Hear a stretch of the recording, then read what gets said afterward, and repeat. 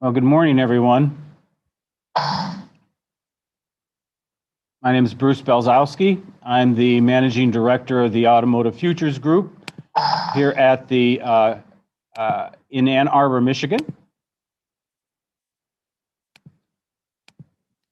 And today we're looking at the future of mobility. We're working on our 6th mobility conference. Our title for this conference is Never Let a Crisis Go to Waste. How will new mobility initiatives in the auto industry and in the public sphere come out of the pandemic? This has been a dramatic year for all of us and also for the mobility industry. And we have 4 speakers today going to tell us about how they see things happening right now and where they see things heading in the future. First, I want to start a little bit about Automotive Futures Group. We'll look at conference logistics, some of the mobility as a service overview, and some case studies as an intro to the conference. As I said, I'm the managing director, Bruce Belzowski, of the Automotive Futures Group. I'm retired from the University of Michigan Transportation Research Institute. We've been working outside the university for about 3 years now. Our funding comes from our affiliate program, our research, and our 5 annual conferences. Also, we always want to thank our affiliate members who, without them, we would not be able to do what we do. We definitely would not be able to put on the conferences. So we, again, thank you all for your support. We also have a lot of research partners from IT, from the OEMs, from government and NGOs, as well as suppliers and consultants.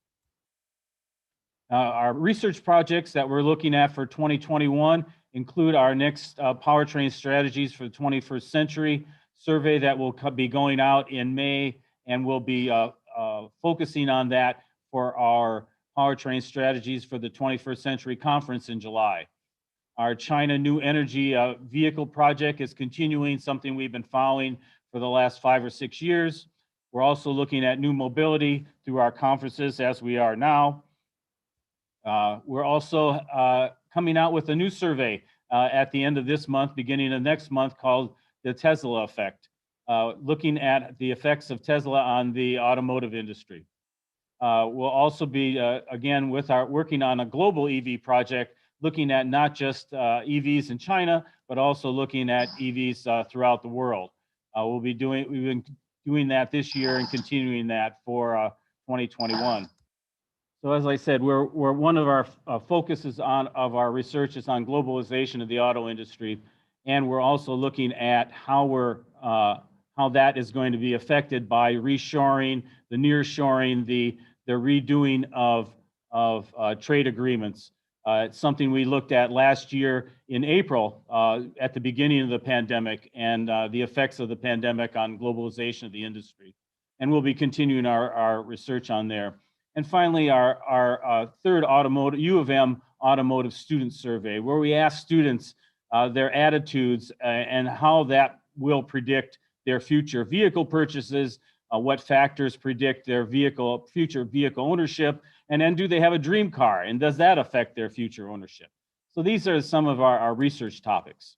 And these are our researchers that are working with us right now, primarily student researchers across a range of variety of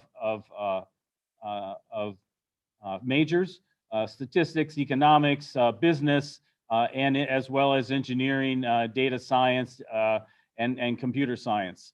And also Kara Elkire, our research associate, who's online today, monitoring the YouTube video. We also ask you to and encourage you to join our LinkedIn page and to follow us on LinkedIn. We've been putting out things on LinkedIn about 2 or 3 times a week over the last year as a way of giving out more immediate information about our research and what we're finding out from our research. So this is something that we're doing right now and continuing on to the future. So please join us on LinkedIn. Upcoming conferences, next in April 14th, we're doing the new role of government in the automotive industry. We did this conference at the beginning of the Obama administration, and it was very well received, and we're going to try it again in April and get some of the government folks to tell us how things are changing from the previous administration. And then, as I said, on July 14th, we're doing the Powertrain Strategies Conference. We have, as I said, 4 great presenters today. Sue Zielinski is a mobility consultant, the former managing director of Umtree's Smart Mobility Program. Mark Thomas is VP of Alliances and Marketing at RideCell. So we have a practitioner today. Elizabeth Berkey Cathles is the senior manager of Monitor Detroit. Is going to be talking about some of the scenarios that Deloitte's been looking at in terms of future mobility. And Heather Prado from the U.S. Department of Energy is going to talk about the Energy Efficient Mobility Systems program that she's managing. Sue is going to start us off. We'll do a Q&A after her. Then Mark, after Mark's Q&A, we'll take a break, then go to Elizabeth, her Q&A, and then Heather will finish it off today. We're going to be ending at around noon. Usually we'd end at 12:30, but today it's going to be around noon. After the conference, we'll have attendees will get a link to the presentations. The video will also go up within the next few days. The affiliates will get the presentations and also a summary of the conference that Kara is going to be working on. We'll send that out to our affiliates. The agendas, the speaker bios, registration lists, sponsorship opportunities, affiliate information, upcoming events are all on our New Mobility Conference website. This is on the link to that is in the description on the YouTube site underneath the YouTube video. There's a description of the conference, and there we have some links there. We also have a link there for audience questions. We encourage our audience to participate by sending in questions. You can do them anonymously through that link, or you could put them into the chat. Kara will send them over to me. So a couple of ways of doing that. And finally, for conference feedback, there's a link there to give us your feedback on the conference. So we hope that you can give us some feedback about things that you like or don't like about the conference that we can learn from in a continuous improvement mode. So when we look at what's been going on in mobility, and here you're looking at mobility as a service and the mobility service ecosystem. We have the traditional modes of car ownership, mass transit, car leasing, and taxis and trains, and the new mobility models with micromobility using shared bikes and scooters, a ride hailing, which are single occupant, but then there's also ride sharing and car sharing and subscriptions. And now we're going to go over that kind of quickly to kind of go over to give some, to kind of do a setup for our speakers for the conference. When we look at major players, these are not all inclusive. These are just some of the ones that we've come up with in terms of ride hailing. It's the Uber and Lyfts of the world, as well as in the international market, the Didi in China. In car sharing, there's Zipcar and Turo in the U.S. market. In the international market, Share Now and EV Car. And in micromobility, in the U.S. market, B-Cycle, as well in the international market, a couple of bike sharing companies that we'll be looking at. In car sharing, we see revenue, of course, it went down in 2020, but is expected to come back. The question will be, how much does it come back? And we're going to provide some data about what some of the estimates for what they're expecting in the near future. When you look at some of the driving factors, the huge decline in popularity of ride hailing during the pandemic, sometimes 40 to 60% decrease in car sharing. This has a lot to do with the the pandemic and the inability of companies to actually guarantee that things are going to be virus-free when people are actually sharing cars. So this is a big challenge for the car sharing industry. When you look at some of the major companies, the Zipcars of the world, actually Zipcar did kind of better than some of the other car companies. They immediately did they actually cut staff and cut their fleet, and as they saw things come back and they started doing things having to do with cleaning up their cars, they had and because people were actually using them for very local programs, for only looking at very short rides as opposed to longer rides. There's also another company called Turo, which is a peer-to-peer car sharing situation. This was more challenging for them because of the need to try to keep the vehicles clean. Of course, they're expecting some growth. They're actually seeing some significant growth in Q3 in 2020. When you look at the car sharing story on a more international level, it's pretty in particular. It was really challenging in China, where people moved away from car sharing, in particular, as well as mass transit. This happened for both EV car in Share Now, which is formerly Car2Go, which is owned by Daimler and BMW. Both those are no longer exist. They were both struggled because for a variety of different reasons that we show here, and the virus served as a catalyst for these car sharing companies to go down. Ride hailing, a little different story. You're looking at some significant decreases in sales, in revenue for the ride hailing companies overall. 65% decrease in US, 39% decrease in Europe, only a 28% decrease in China, primarily because China's ability to come back quickly from the pandemic. When you looked at areas where the pandemic was more out of control, there's a lot of different issues that during the lockdown, in the short term, after the lockdown, and ride hailing continued to go down. And in the midterm and in the long term, if the virus is contained and providers can enforce safety measurements, ride hailing could potentially return to pre-COVID levels. But when you look at China, where the virus was more under control, during early lockdown, there was no ride hailing at all.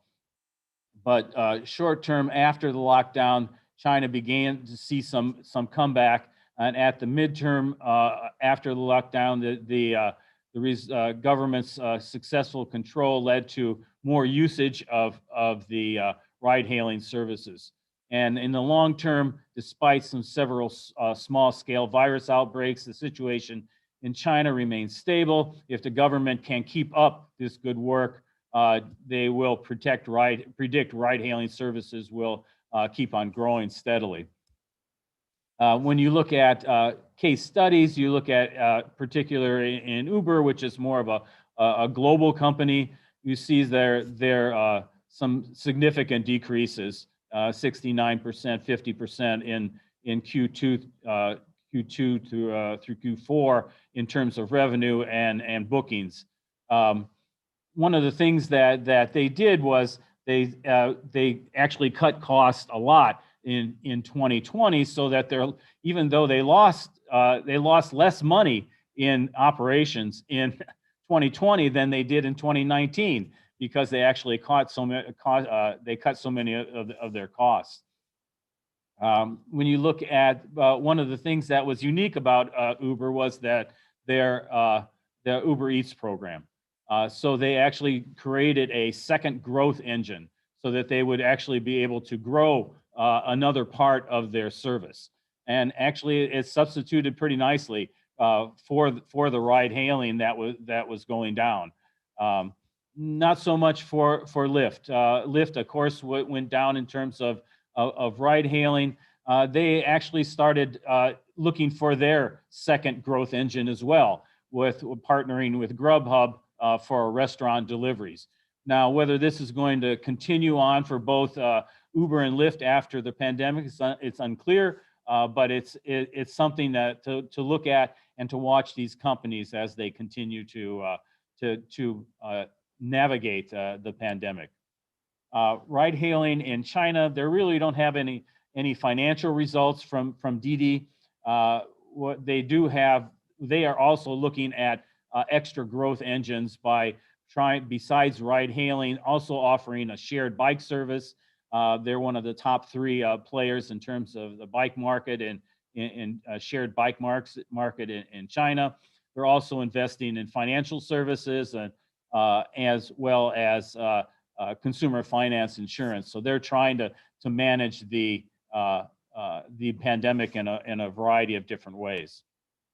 In terms of micro mobility, and here we're looking at bike shares, things like that. Actually, this was one of the more positive things that came out of the pandemic. Consumer behavior actually shifted more towards the growth of consumers using micromobility, so that instead of doing ride sharing or car sharing or ride hailing, they actually were using more bikes. And we looked at some of these examples here in cities in the U.S. from B-Cycle, where they had ridership growth in 2020 that was pretty significant.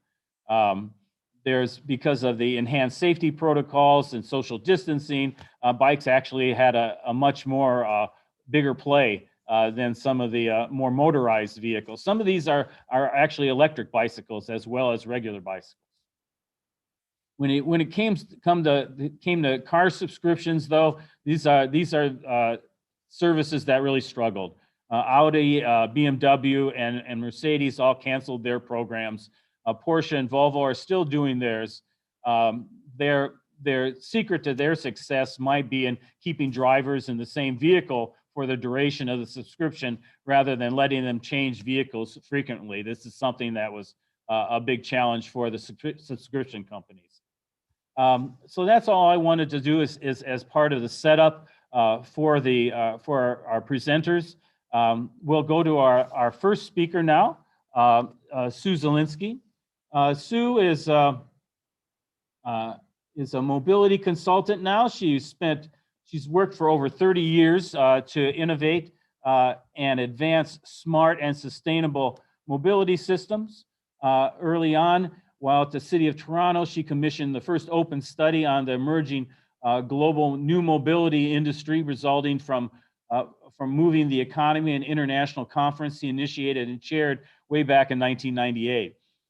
More recently, following her year at as a Harvard Loeb Fellow in 2004-2005, she developed and directed the SMART program at the University of Michigan Transportation Research Institute. This is where I met Sue. She catalyzed and supported the Ford Motor Company as an expansion of a car company to mobility company, and developed and led an implementation approach for private and public sector leaders implementing mobility as a service and new mobility, and applied this to over 25 cities worldwide, and created a platform for new mobility. And so I want to welcome Sue. And Sue, are you ready to take it away? Bruce, thanks so much for creating the space to explore how not to let a crisis go to waste, or I guess crises go to waste. I have to say that ever optimistic, it's definitely easier said than done to not let a crisis go to waste. My work, as you said, has been mainly on MOS and new mobility industry and enterprise. And so who can't help continuing to feel extreme empathy for the whole world, actually, right now, especially because really the pandemic hasn't been the only crisis. So I just look at it and think, who wants to continue the pain even a second longer than they have to? And who doesn't want to rush back to normal? And even though there are so many versions of back to normal, and also our crisis has been many crises at the same time, geopolitical, climate, the pandemic, a whole bunch of things all happening at once. So, and then we've got the fact that even a pre-crisis normal wasn't exactly perfect for many of us, or for the economy, or for the planet, or in the first place. So what's at stake? I think what's at stake is the rich opportunity to transcend the old normal and to get way better. And in doing that, through sort of personal contemplation of lessons learned and hopes for the future, through drawing on our gut and our hearts and our brains, in that order, according to President Biden. So in other words, not trying to just fix stuff and go back to exactly where we were. Through deep conversation and inquiry, especially with people unlike ourselves. And also looking at the generation of new perspectives, ideas, innovation, and informed action for mobility and beyond. So why is there a disparity between not having a crisis go to waste and what we want to do? So I've been looking a little bit at brain science and the difference between our lizard brain and our long-term thinking brain, and how we use that to our advantage in terms of thinking about how to make us not only come through, eke through the pandemic and the other crises, but to create a much better situation. So I like to look at brain science because it sort of gives us a sense of why we are the way we are in terms of reaction to crises. So I won't go through all of these, but I think we all know that there are a lot of different neural pathways that came from the beginning of time. So the fact that we have a negativity bias, so we'll respond more quickly to the things that aren't working than the things that are. And loss aversion, we're less able to deal with loss than we are with gain. So we're usually paying more attention to pain than pleasure. Also, there are different ways of thinking in terms of linear versus systems thinking.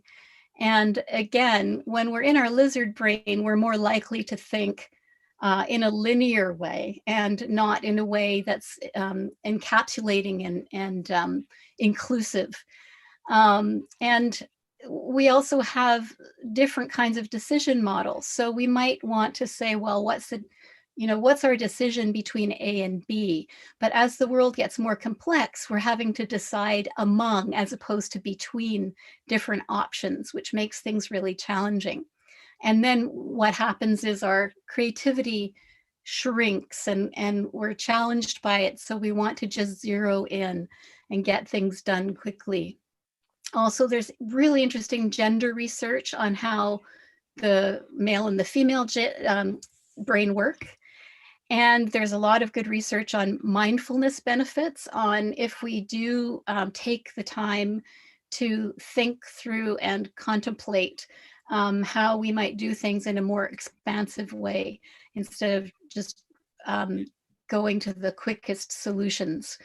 And also transferability and creativity factors, what affects creativity positively and negatively. But the whole point is that the most recent research shows us that we're not stuck with the brains we have, we're not stuck with the thoughts we have. And the role of neuroplasticity, or changing our brain through these different approaches, through making sure to have the discipline of having those conversations, of looking beyond what our focused goals are.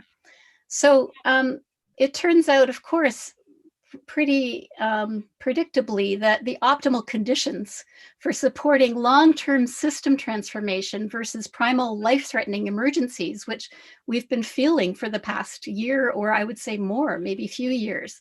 And so this seems like a no-brainer, but I think we need to remind ourselves that if we're going to be dealing with these things, but also creating something much more grand and much more conducive to how we want to live and what kind of a world we want to live in, we kind of need the basics like safety and health, healthy food, water, air, shelter, access, mobility, education, research, innovation, community, arts, culture, a livelihood, commerce, wise leadership, wise regulation, and other things that provide us with the safety to move forward on things that are more integrated and innovative. So then what's mobility's role in such a long-term transformation? So I can't help underscoring that mobility, like a lot of the things that we focus on in transportation and in trying to just make the world a better place, is a means to an end. And that again also seems like a no-brainer, but it's really important to remind ourselves that it is a means to an end, just like policy is, just like physical infrastructure is, culture and society.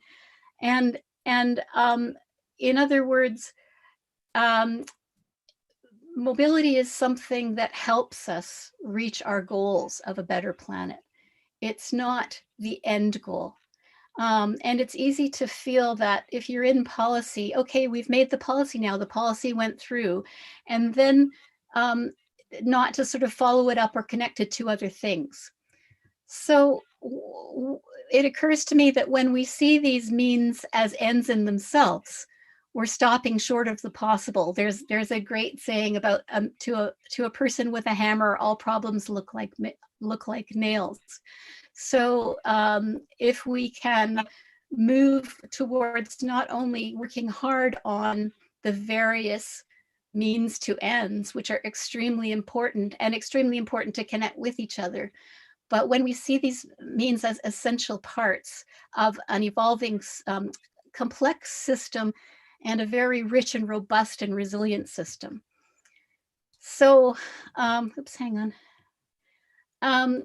One of the most, I guess, informing concepts for me, this happened to me back in the 90s. I was lucky enough to come across James Carr's Finite and Infinite Games, in which he talks about how there are two types of games. And this isn't game theory. This is sort of like two types of approaches.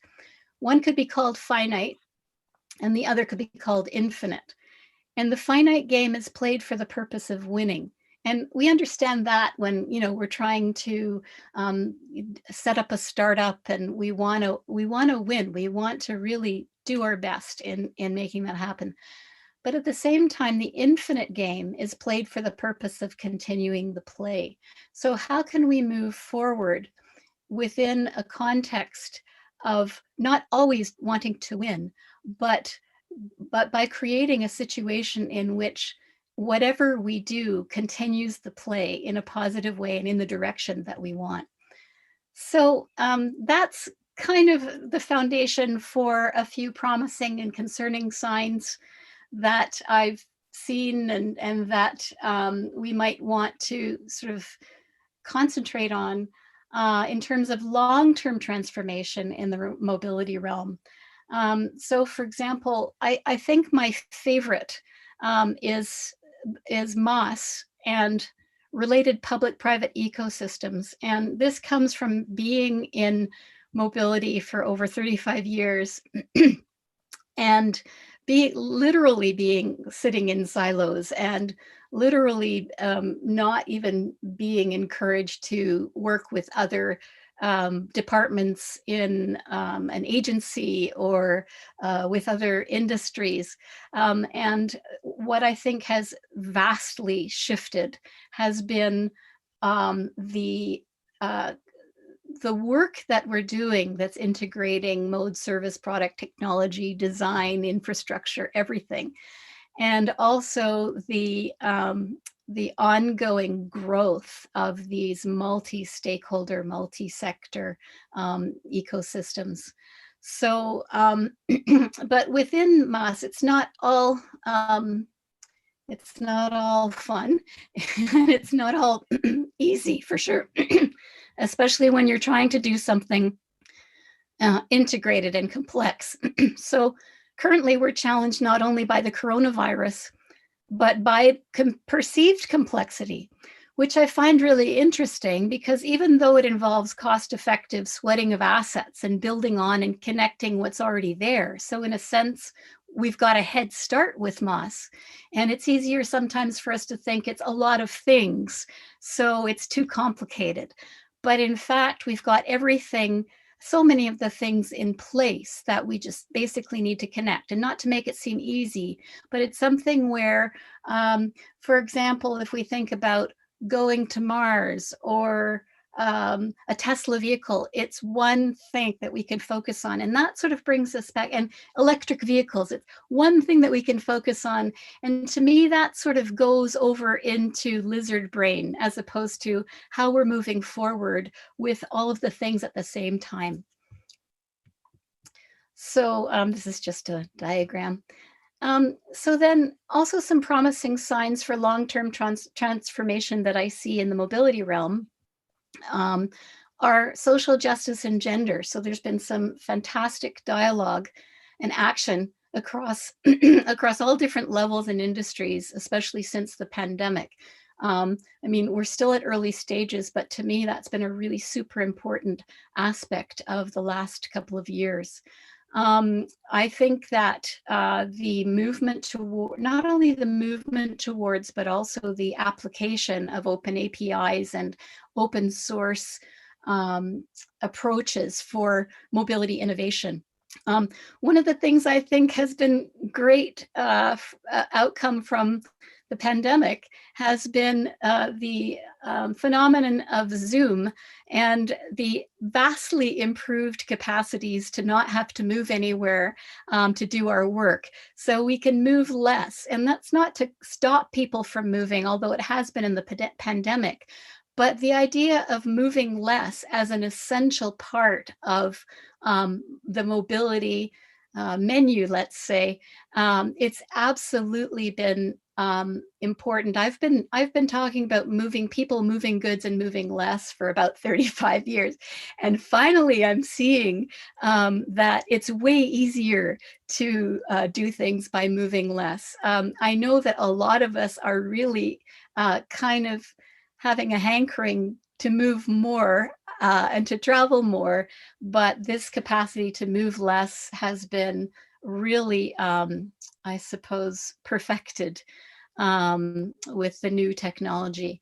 And then moving goods, I think we often forget to mention it in our discussions about the future of transportation and the sort of integrated systems approach. I think moving goods was our first example of integrated multimodal IT-enabled door-to-door sustainable mobility. So it's been a precursor to MAS as an integrated system. And I think there's a lot more there's a lot more to do in integrating moving less with moving goods, with moving people. Just a few others. I'm almost done. I see some promising signs of course, in the continued startup proliferation. And I mean, nothing's without challenge, but that's been continuing. Emerging approaches to public transit beyond only public transit, public-private transit, evolving, I guess, configurations. Mobility and urban planning, people in urban planning thinking more about things like technology, people in technology thinking more about urban planning. So that's exciting to me. Mobility and public health, how could you not think about public health related to mobility in the midst of a pandemic? and then electrified automated vehicles.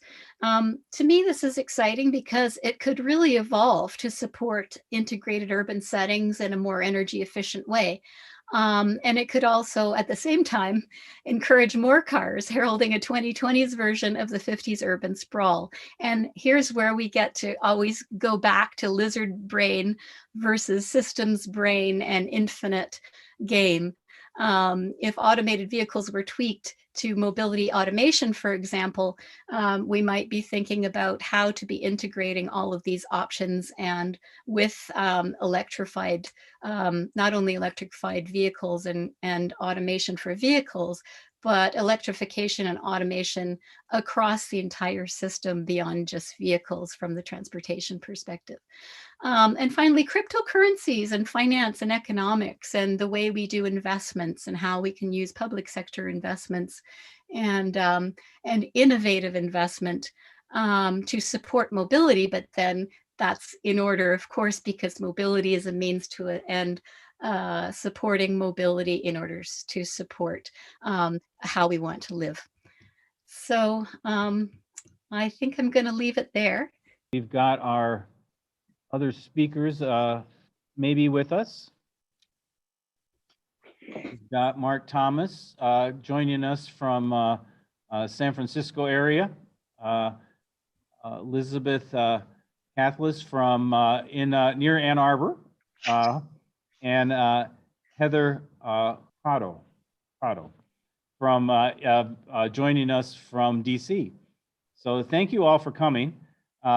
Let's start off with these questions. We'll start off with Sue, but if you others have other things you want to join in on these questions, feel free to answer.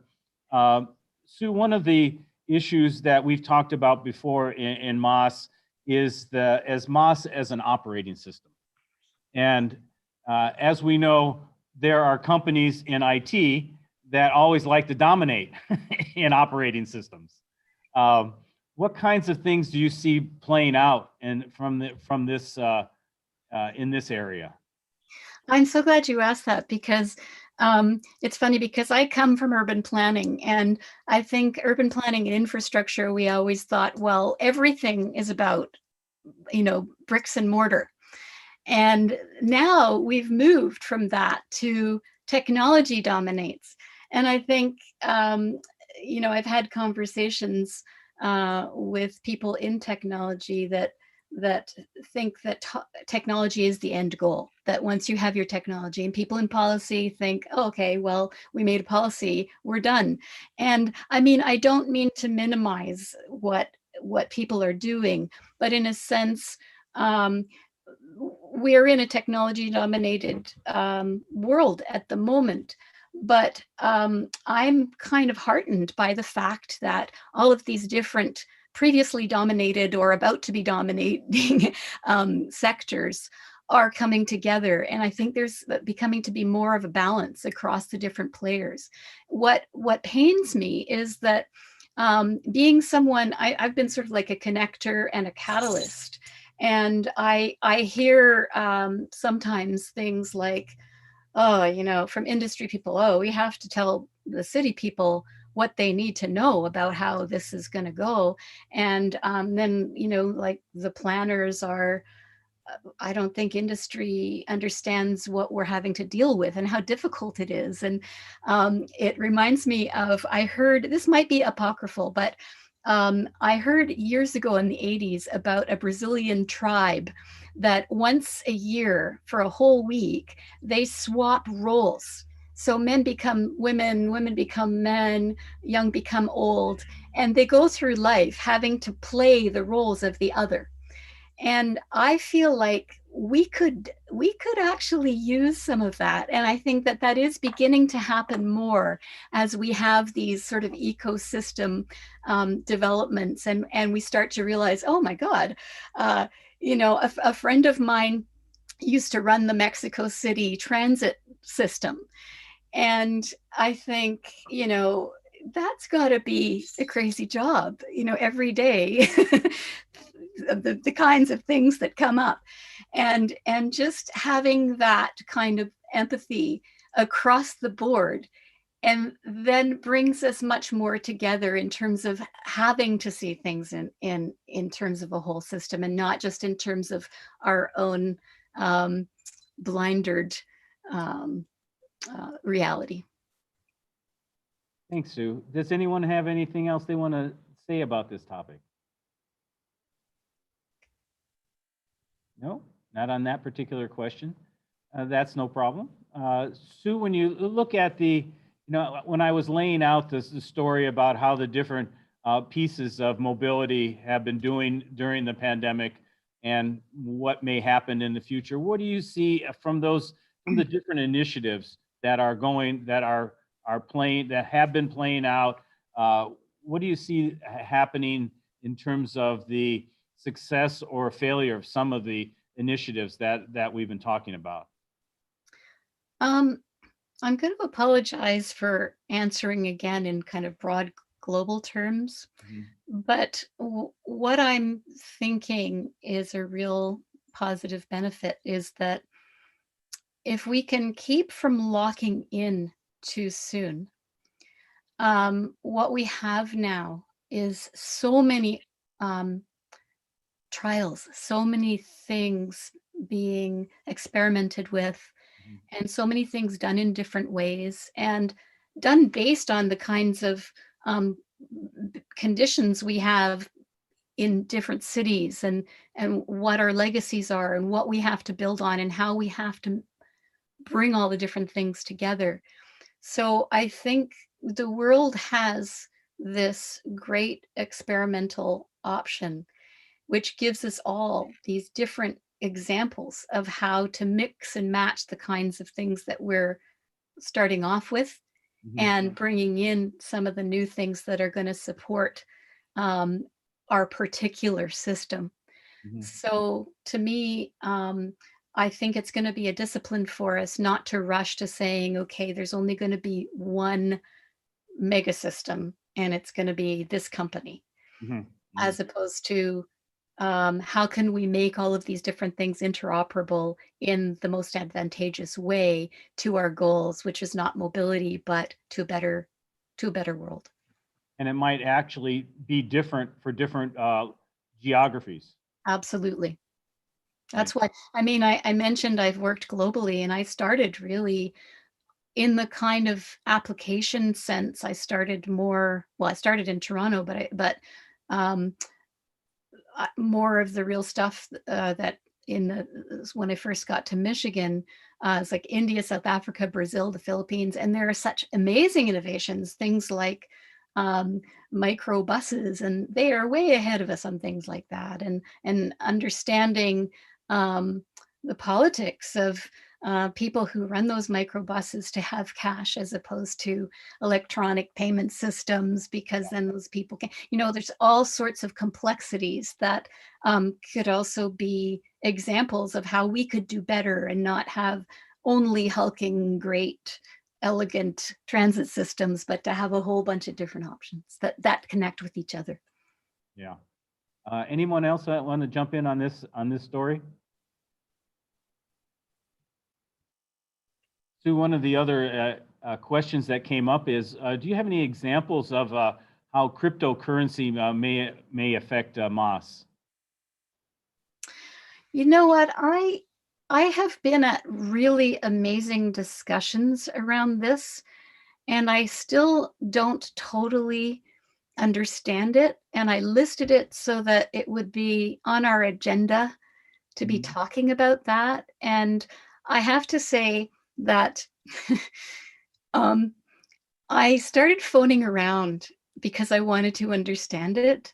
Mhm. And I phoned the people who have sort of listed themselves as cryptocurrency, doing cryptocurrency projects.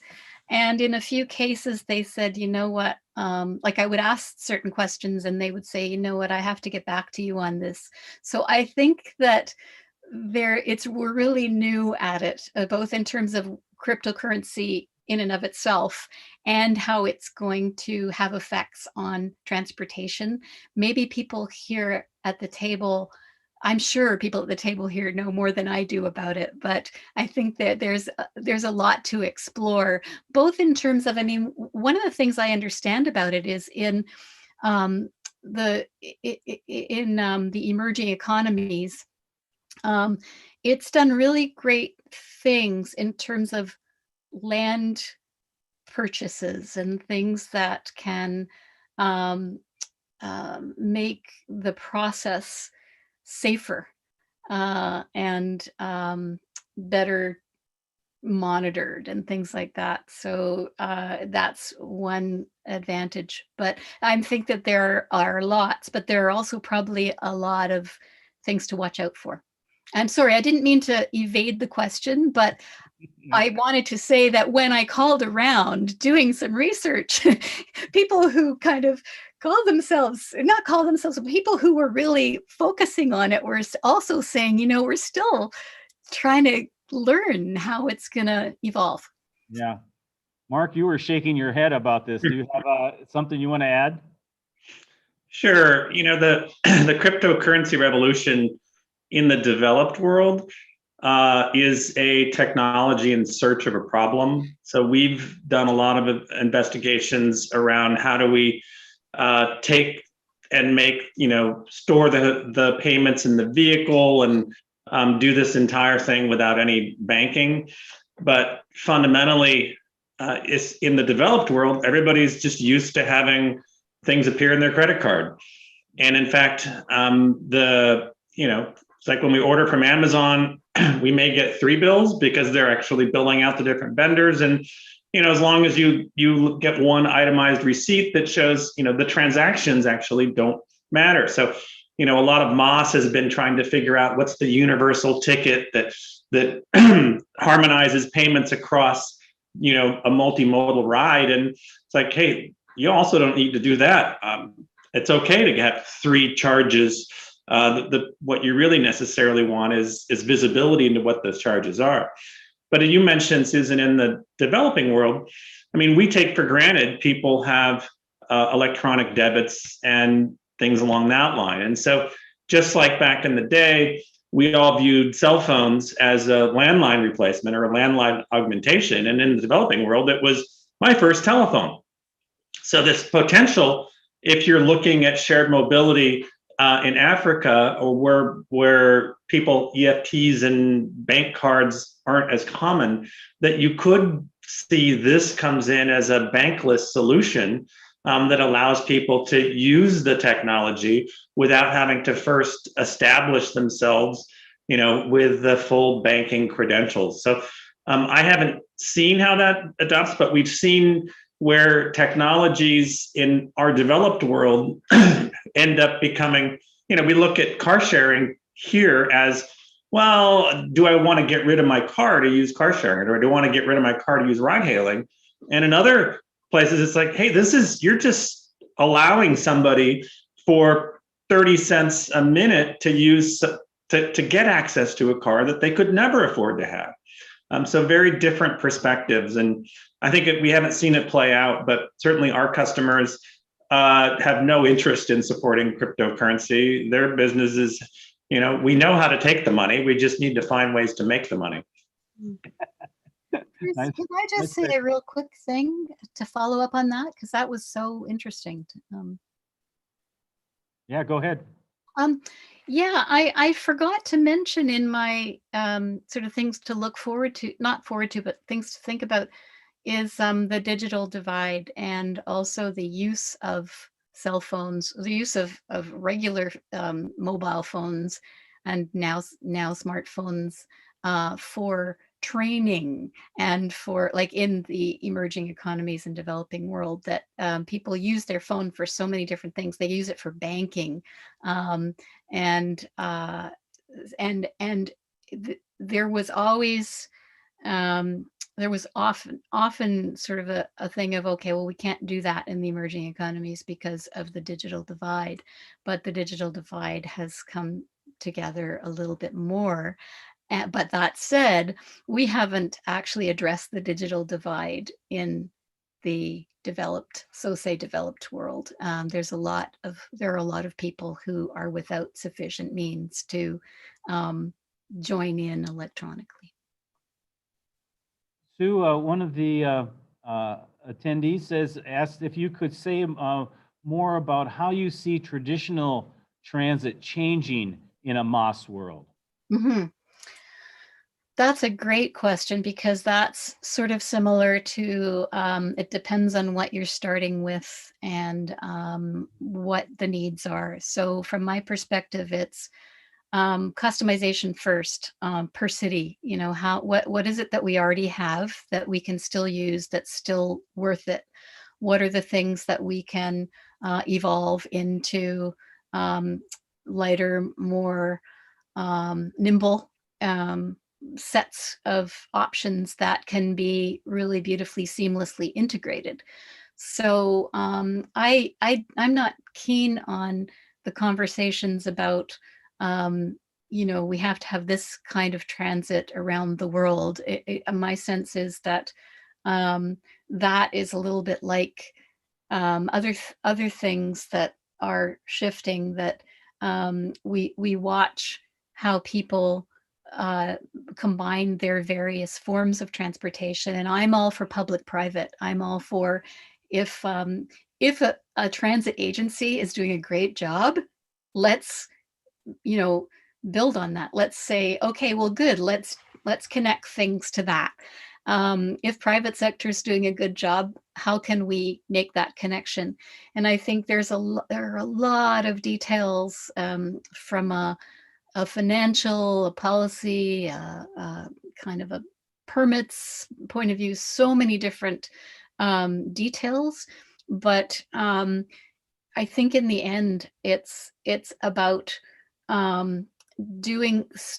looking first of all at what you have and what you didn't even know was connected. I mean, that's what I've been doing for the last, I guess, 12 years, is going to cities, working with the city leaders, public, private, and NGO, to map out what they already have. And so many of the people, from within whatever sector, look at the map and they said, oh, I didn't realize those things already connect. We don't even have to pay money on that, or we're going to save money on that, by sort of looking at the integrated system that they sort of already have but hadn't noticed. And not to be a Pollyanna about it, because it's hard work, but I think again, if you look at what you've already got and you can build on that, then and we have so many more innovations around transport, and the fantastic way that technology has enhanced what prior transit could now do. Mm-hmm. Mm-hmm. Heather, do you have those ideas floating around in the projects that you guys are working on? Yeah, Bruce, and I don't want to show my hand too soon. I'll get into exactly what DOE is doing around transit and some of the specific projects that we're supporting in the innovations that we're trying to help spur some new life in transit. Yeah, no problem. Elizabeth, that's probably true for you as well. You didn't want to step all over your presentation. True, but I mean, I think that a lot of what Susan was talking about is critically important. I mean, thinking about transportation as a means to an end, and the ability of people to actually make their lives work using public transit, using different modes of transportation, and being able to actually kind of activate, make your life function, achieve health, achieve economic gain as a family. It's incredibly important. And thinking about what's the role. What is the role of the digital divide in supporting us in getting out of this pandemic, as well as closing some of the health equity health disparities in globally. Very good, thank you. Transportation support. Two, I think we have a lot of folks attending from the auto manufacturers. How do you see the auto manufacturers playing in a post-pandemic mobility ecosystem? Yeah, well, I was, when we first started working on, well, I feel like I've been working on MOS for about 25 or 30 years, like the integration part. and the integration of technology and the business side of things. But when I first started working with Ford and other auto manufacturers and seeing what was happening, I was really excited. And I can see now that there's a need with pandemic and again all the other crises or all the other challenges we have. I think it's understandable to see some kind of gearing back. And what I'm hoping is that's so what I think of sort of gearing back to, okay, so let's get electric happening here. Let's get electric cars. Let's really do a push on that. That's coming from the Biden government, and it's also coming from the auto industry, that it's like, okay, electric vehicles, automation, electric vehicles. My hope is that as the pandemic, I guess, winds down, and as we look at new geopolitical configurations and new opportunities to think through the role for auto industry, to think through how they can resume some of that fantastic integrated work and take such a really important role in the work of bringing the various different forms of transportation together like they have been. I suppose when I first started working with Ford and then being introduced to all the different companies, I shouldn't say this, but I really never thought that this would be happening in our lifetime. I think it's so lucky to be doing something for many, many years, but then for something to happen so quickly, that is really complex and really difficult to do when you have a lot of people that need salaries and when you have an industry to keep alive. And taking those risks, from my point of view, is very courageous of the auto industry. So my hope is that conditions will evolve to enable all auto industry players to move back into that scene with a little bit more gusto and a little bit more support. Very good. Thank you very much. Yeah, Bruce, can I chime in there too? Sure. Automakers are fundamentally hardware manufacturers. And so when you look at the mega trends that are coming, electric, there's a lot of hardware technology innovation, a lot of capital investment. Same thing I think is true with autonomous. And, taking General Motors as the example, they bought Cruise and continued to invest in Cruise as their autonomous technology. And they started the Maven division. And, we're using that to explore and learn how they could become a mobility service provider. They shut down Maven, just as, BMW shut down their Reach Now in North America, and Mercedes or Daimler shut down Car2Go. And then in Europe, to just preserve them, they realized the DNA of operating a service is completely different than the DNA of building a hardware product. And so to try to protect the success of what they had, they spun out those organizations. And so the real concern is, are the automotive manufacturers, Boeing and Airbus, and the people that actually will start to power shared mobility services become United, American, Virgin, where the service experience gets layered on top of the use of the vehicles. Because as we look today, it's, Uber and Lyft are undifferentiated. And just the differentiation is who's closer. But if we look down the road, and these things start to provide experiences, do I want the Virgin ride that's in a white leather seat that's got a partition and entertainment and maybe a mini fridge where I can buy a Red Bull? And then the vehicle itself ceases to have brand identity, and the manufacturer or the supplier of the service ends up owning the customer.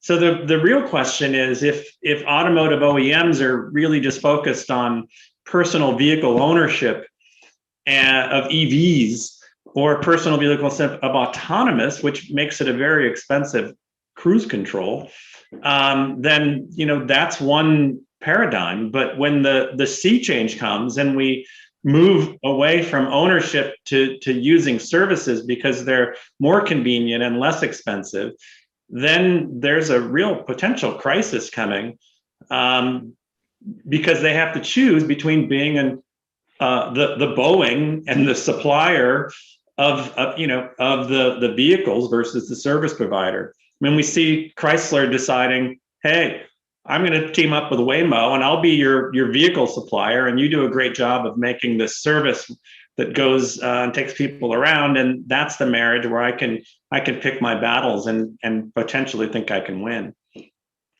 Very good. Yeah, it's always been a challenge for the manufacturers for the consumer interface, right? Because the manufacturers traditionally are selling vehicles through their dealerships and sometimes don't even know who's buying their vehicles. Of course, they know the demographics of that, but they don't really establish a relationship with the buyer. And this is something that Tesla works on and actually does a better job of, because there's such a connection between the people who are buying the vehicle and the company that's selling it to them. So it's it's one of the interesting paradigm shifts that I see in the auto industry in terms of consumer and manufacturer linkages. Mm-hmm. Absolutely. And as you think about kind of the role of a car in democratizing mobility and democratizing the ability to move around, a car still has, I mean, and not necessarily ride sharing. If you look at, the digital divide, as we were just speaking about, it's up to 50% of the population in the city of Detroit doesn't have access to broadband internet, and that's the case in a lot of particularly in the rural landscapes around the world, really. And a car really kind of gives a family the ability to achieve their goals.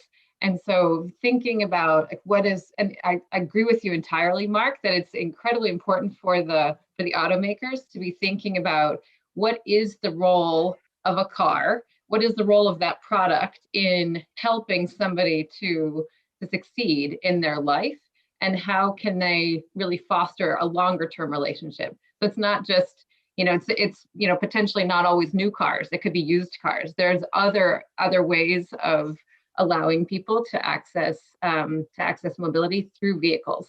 That is, it's incredibly important. Yeah. It's a great point. Very good, thank you. I think we're going to move on to Mark now, and Mark, have him tell his story. Mark, you want to share your screen and tell us about RideCell? So just a background, I'm from Silicon Valley, have worked here, essentially since the 80s, from the, at Apple, when it was Apple Computer, Netscape, and have really enjoyed the application of technology to future trends. Probably 6 years ago, I was with Cisco heading up their connected car and connectivity division for the market, product market fit. And, talking to a lot of the OEMs, the struggle was, okay, I'm adding connectivity to the vehicle. How do I monetize it? And, people already have connectivity in their pocket with their phones, and and the monetization that they were getting, well, I can, sell a Wi-Fi plan in the car. And, we were really struggling to figure out how they monetize it. And the aha moment for me was, hey, it's monetizing connectivity isn't about selling services to people in the car. It's about selling the car as a service to people. With shared mobility, because ubiquitous connectivity then means that these vehicles can be accessed and shared and used. In the classic case of 4% utilization of the average privately owned vehicle is a wasted resource. So that's the perspective. I've been at RideCell, which is a company that makes a platform for car sharing and ride hailing for almost 5 years now. And, as recent as 3 years ago, this was how I, led off my keynotes and things. We were expecting that mobility as a service would account for roughly 1/3 of all passenger miles by 2030. And that was, driven by this autonomous that we were expecting. Ford said they were going to have autonomous in every vehicle by 2021. And we saw progress with that Tesla was making. But, the reality is that it's not playing that way out at all. Starting off with the obvious thing that we're now, went from the hype cycle into the trough of disillusionment. Autonomous level 4, which is, level 4 is the part that's really needed to establish shared mobility within an urban setting where most of the demand is, within a geofenced set of boundaries, so you can really learn that particular region. You don't need level 5 to just drive anywhere to anywhere. Having the ability to then, figure out, okay, this is your start, this is your end. We can get you there safely with an autonomous vehicle was, that was the feeling was, hey, that's an achievable goal in the short term. And, looking at some of the pundits now, it's essentially 5 to 10 more years until people think we can get widespread level 4 adoption. So the autonomous revolution piece, is definitely delayed, and it's the removal of the driver from the ride-sharing vehicle. The driver accounts for roughly 70% of the total cost. Today, ride-sharing is still 3, potentially 4 times more expensive per mile. It's about $2 a mile versus the 65 cents a mile to use your private vehicle. So, it's not the point at which we see the tipping point, like when a $9.95 a month Spotify charge is considerably less than buying 1 CD per month. You can get unlimited listening to music. People are then willing to forego music ownership for just usership or subscriptions. We were, thinking that if you could get the price of ride sharing down to, 50 cents a mile, which is totally doable with autonomous and without paying a driver's fee, then that's where all the inflection happens. So now we're looking at, okay, that was kind of the first crisis. Autonomous didn't happen. What's this going to do for the whole mobility revolution? And then, layer on top of that, COVID, which is changing mobility and how people get around quite a lot. So just understanding that the demand volatility is growing here. We look at Uber and how their numbers dropped, but at the same time, it's different because now we see the demand for Instacart and drivers for that, a lot of miles being put delivering groceries, keeping by essential workers, keeping people able to shelter in place. And so, COVID, the short-term implications are that a huge demand for moving people has switched over into moving packages. And, sharing a vehicle, which was, part of the whole economics of Uber and Uber Pool, being able to pack 5 people in, each going to a different place, but having the algorithms to make that truly as inexpensive as taking public transportation. That service is canceled for the time being, and the movement to using a vehicle alone has kicked up again. And then finally, long-term ownership, has been on the decline. But we're now seeing that short-term usership is in demand again, and I'll talk a bit more about that. When we look at the different kinds of mobility, they have not all been impacted evenly, both by type and by region.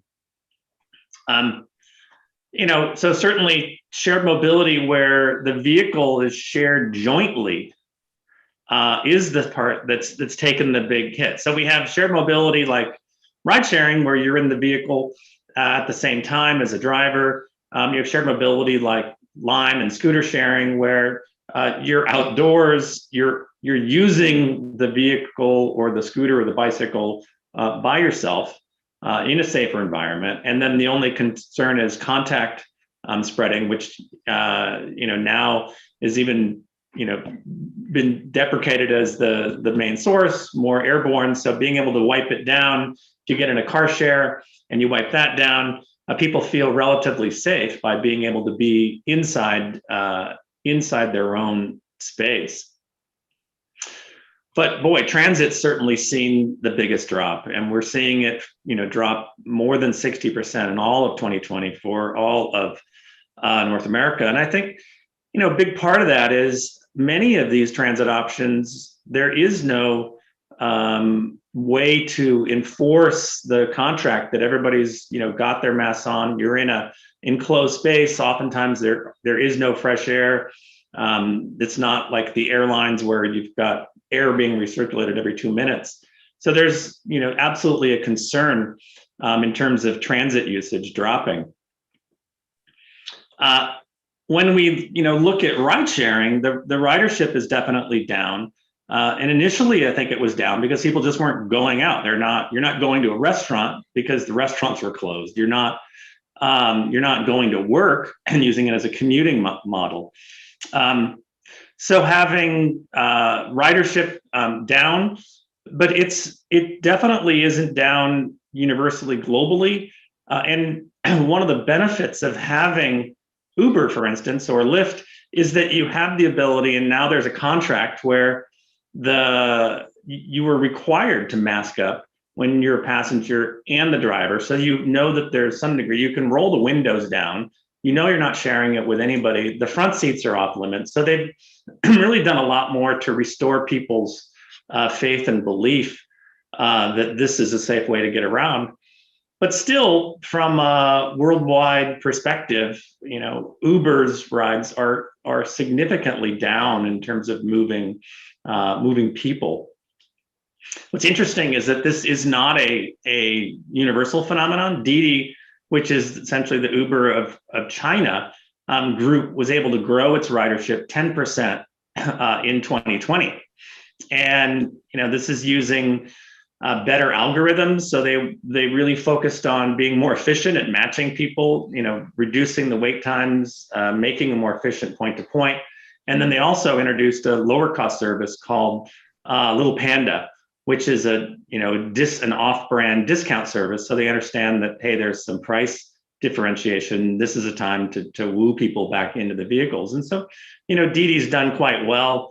It's allowed them to raise more capital. They've got roughly 10 billion on hand, and they're expanding into the biking world and delivery services and things like that. So we're seeing these companies that are successful in ride sharing using it as an opportunity to pivot into delivering goods as opposed to just people.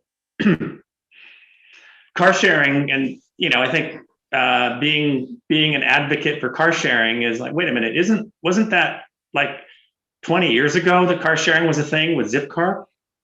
The shared revolution, was one that passed by, and now it was about the service revolution. But this has really been a resurgence into people using vehicles again privately. And it's considered the safe choice because people are demanding not to share the airspace with other people at the same time. So the need to drive is increased. Even though total miles traveled in San Francisco Bay Area are down, people aren't commuting. Traffic is back to pre-pandemic levels because people are essentially using this as their safe means of getting around. What we're seeing with our customers, so we make the platform and we have customers that are using this to power ride hailing and car sharing services, is that users are keeping the cars for longer. They're driving more, they're holding the cars longer. In the past, what we would see is that somebody would take a vehicle, Maybe they would do a ride share to the market, and then they would get their groceries, and then they would find a car share and go into their next chores by being able to keep the things in the trunk of the car. Now they're much more likely to take that car, drive it, park it, do their shopping, put the things in the trunk, and then take it back, because the risks associated with, well, if the car's not there when I'm done, I'll just take I'll take an Uber, I'll take the bus home. And with hesitancy to use these shared vehicle types, car sharing has seeing people just want to keep the car. And in fact, they're keeping the car not just for one errand, but they're actually keeping it for longer. And we're seeing now that car sharing companies are becoming the new vehicle ownership model, which is, hey, can I just keep this car for a week? So our customers are adding in week-long plans, and then people want it for a month. So do I have to give it up again? No, you can keep it for the month. And it's just, there's a huge simplicity involved in this, which is having the ability for these people to just all in. I download an app, and now I have a $40,000 asset that is at my command for a month. I don't pay for insurance. I don't worry about maintenance. I don't have to worry about, washing it.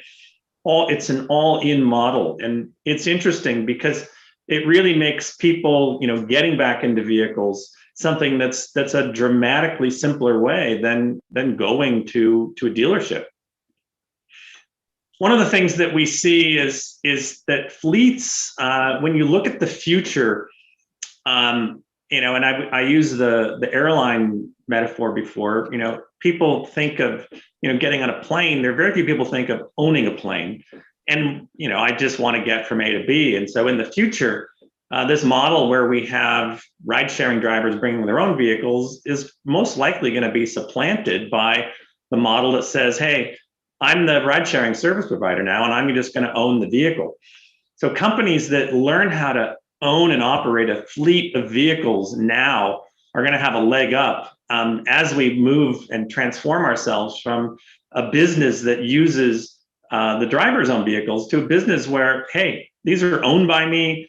If the check engine light comes on, there's no driver that's just going to take responsibility for it. I need to figure out how to manage those assets. And we see companies like Lime and Bird and companies that thought they could just grow market share by blanketing the cities with these scooters, find that, oh my goodness, maintaining these is a huge expense. And so it's not just about gaining usership, it's about figuring out how do you get the efficiencies. And if you're trying to make a business out of owning a car, certainly figuring out a way to create and have multiple business models where that vehicle is used as a ride-shared vehicle when ride sharing is at its peak, which is in the evening time. And when people were commuting that way, it was in the morning time as well. And then, saving it for errands during the day, and then maybe package delivery when there's no demand to move people. Being able to stack these different business models is part of the future. It's not just about customers looking and saying, what are my choices to get from A to B, and stacking, getting on a line, then taking the train, then walking. It's about, from the perspective of the service provider ownership, it's about how do I put these vehicles into service in a number of different ecosystems in order to make this a success. Certainly, one of the opportunities for COVID in automotive is to embrace some of these shared mobility principles in their businesses. When we think about shared mobility, we talked about how many times a customer can use a vehicle. Multiple customers can use a vehicle in a day, and it's running it by the minute. The classic business model here is from the automotive manufacturer's perspective is that they sell cars and they lease cars, and they're leasing cars for 3 years, 5 years. The vehicles are lasting longer, so the leases can be longer as well, dropping the payments. But if there's a class of customers that just want a vehicle until this pandemic is over, there's an opportunity to serve them. And so having, when we think about shared mobility were robo-taxis. Those were autonomous ride sharing. The sharing being the key thing for car sharing and ride sharing with drivers is that you're using, these are being shared multiple times a day by different people. The white space between sharing and vehicle ownership is this monthly space where you could think of it as vehicle usership. Is it a subscription? Is it a short-term rental? And that's like rental car companies, they're designed, they're priced and designed for essentially travelers, not people that live in the cities themselves. The automotive dealerships aren't really prepared to offer you a car for a month. So one of the things is, the question is, post-COVID, once we've gotten used to this model of being able to download an app and get a car for a month, are people still going to be satisfied with the whole notion of, now I got to commit to this vehicle for 3 or 4 or 5 years? You talk about the automotive folks in the call, they're and the role of the dealership. Certainly the dealership has some implications. A couple of the things are, we're getting used to now this notion of contact free. When you get your food delivered, you click the box and, yeah, I want it contact free. I don't want to have to sign anything. I want the person to come. I want to set it down. Yet when we go into a dealership to do that part of the digital experience, which is about test drives, you generally have to go in, sit down, explain to the sales rep what it is you're looking for, what kind of car you want. Then they walk you around, and they're always in the car with you. Being able to take the technology that's used for car sharing, which is, you use an app, you reserve the car, you reserve it for a particular time so you can schedule it. When you walk up, and the app, by the way, checks to see that you have a valid driver's license. It'll also run your credit card to make sure you have enough credit to pay for just using that car for an hour or two. And then let the person go to the dealership and unlock the vehicle and get in, and then take it for a drive, maybe run some errands in it, because you can charge them for the test drive. If they buy the car, you can credit them that amount back if you're concerned. So there's ways for dealerships to reinvent themselves using these technologies that we're seeing that are applicable from the mobility world into the automotive world. Same thing is true for service appointments. You want the loaner car, but you have to, sign a bunch of forms, and they run in the back room to take a photocopy of your driver's license and your insurance card. You can do the same thing. Just, here's the loaner fleet, reserve your own car. We'll make sure that you have a valid driver's license when you download and sign yourself up to the app. And then, the question is, I'm going to switch out of the sun here for a minute. The question then is, what is the shared mobility opportunity? Are dealerships able to pivot in a way that maybe, I was less optimistic that the automotive OEMs could create a mobility service? And, they have a couple things that the auto OEMs don't have. They have the ability to service vehicles. Keeping a car cleaned, maintained is a challenge that if you're just a pure play provider, you'll have to contract that out. So this is a way to vertically integrate, consume your own services. You have the ability to have local market knowledge. When Daimler introduced Car2Go in San Diego, they introduced it with tiny little electric vehicles with 60-mile range. Well, that's not a county that appreciates tiny vehicles. If they'd done a truck share, they would have been hugely successful. So local market knowledge, access to vehicles, the ability to have their work staff support the shared service. So ironically, the dealerships are in have a great possibility to become a fleet service provider. But what we're finding is that the dealerships are so wed to the model of I need to make my number, that it's quite daunting to them to think about, gee, I have to run now a second business. It'll take an investment.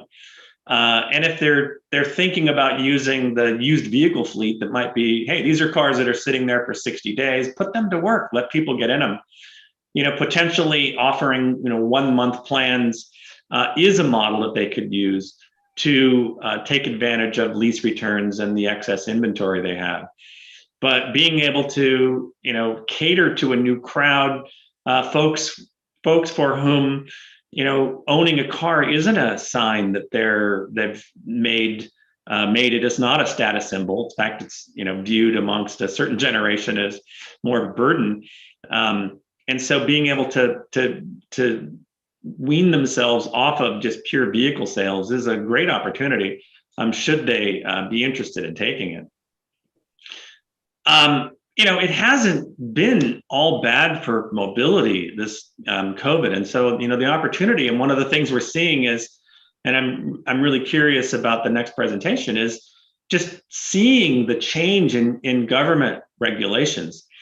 As somebody that's been working very hard to get our customers permits to operate shared mobility in cities, I am just flabbergasted at the reluctance to allow even shared electric vehicles into cities to get permits. San Francisco, for instance, does not allow for free-floating car sharing. And in a big part, it's because the tyranny of the vehicle owner that says, hey, that's my parking spot.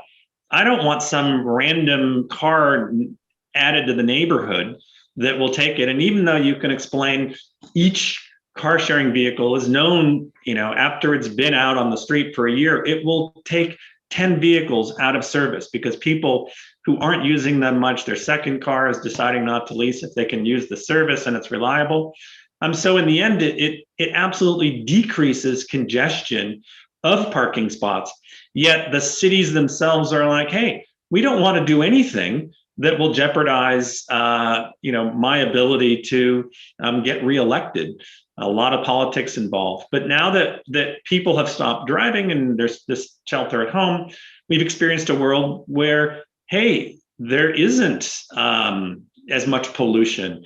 And in San Francisco, we've closed off 100 miles of streets that we're using for just people to play, walking, bicycling. It's not just a mobility lane anymore or a bike lane. It's an entire thoroughfare that, pre-COVID, this never would have been allowed to happen. So we're seeing this is an opportunity. And I believe that once you build parklets, companies have invested tens of thousands of dollars to create outdoor seating. We're giving up parking spots. These things will absolutely remain and now become much more part of the culture, closing streets with restaurants on Friday and Saturday nights so that we can have more al fresco dining. These are wonderful changes that are embracing the environment. And hopefully we'll see changes in terms of the government's regulations that will allow and almost mandate electric vehicles. And the changing public attitudes certainly go hand in hand with these additions of mobility lanes and favorable regulations. Just stepping back for a minute, where we talk about sharing, we talk about electric, we talk about autonomous, and each one of these things is in and of itself a massive disruption. When they all come together, that's the disruption that will fundamentally change transportation as we know it, and will be the tipping point that will let us go from private vehicle ownership with 4% utilization into a model where we're, getting around. And so it's still a matter of, this is still the vision that we think is the long-term play. It's just the timing, especially with autonomous, has been kicked back.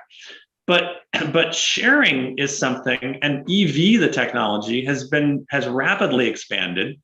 Having an electric fleet used to be one of the most expensive fleets to service because you had to always keep them charged, and the range was too low, so that they were always needing to be charged. But when you get to a vehicle at an affordable price point with a 250-mile range, that's a vehicle that, if it's used in a shared service, doesn't need to go back and be charged, especially if it's being used in an urban area. Doesn't need to be charged except once every 3 days, which happens to be the exact cadence of when you take the car back to the depot to get it washed, cleaned out, and have it, serviced. Make sure that there's washer fluid. So it's very low marginal cost. And in fact, sharing eliminates a number of the barriers to people using electric vehicles, which is, I live in an apartment building. There are no chargers. Why would I want an electric vehicle? Or I have street parking. What am I going to run, a cord? The lack of charging infrastructure that can just leave these things plugged in, certainly in the time it takes to charge, are things that customers are still reluctant to do. If you have a garage and live in the suburbs, that's a perfect time to buy yourself a Tesla or a Bolt. But in the urban environment, sharing really does unlock the power of electrics and allows people, it'll allow a lot more people to get into this. Just in case you haven't heard of RideCell, we're a company that was founded in 2009. The name RideCell means get a ride with your cell phone. We're 170 employees based in San Francisco, have offices in France, Germany, Spain, and India. And, there are a lot of companies, and we talk about the OEMs wanting to understand how do they get into the business, but fundamentally, everybody in the value chain is trying to understand, how do I participate? What happens when people start using vehicles instead of owning them? Automotive insurance to personal individuals goes down. So, we have an investor, Munich Re, that's understanding how do they become the mobility insurance provider. Dealerships, Penske is an investor and a customer of ours. Tier 1s are understanding this. BMW is an investor. So it really is an ecosystem of companies that are all looking to understand what the value chain here is and how is it being reinvented and how do they participate. But really our goal here is to move the world better and help companies switch out of private vehicle ownership and get into mobility as a service. Thanks. Very good. Thank you, Mark. Got a few questions for you. One had to do with the dealership model. I was very impressed by the opportunities that you're showing from the dealership story. Of course, one person said, well, how do I get to the dealership if I don't have a car in the first place? Now, the beauty there is the dealerships don't need to be at dealerships anymore. So the dealership can start to put the test drive cars in parking lots scattered throughout the city.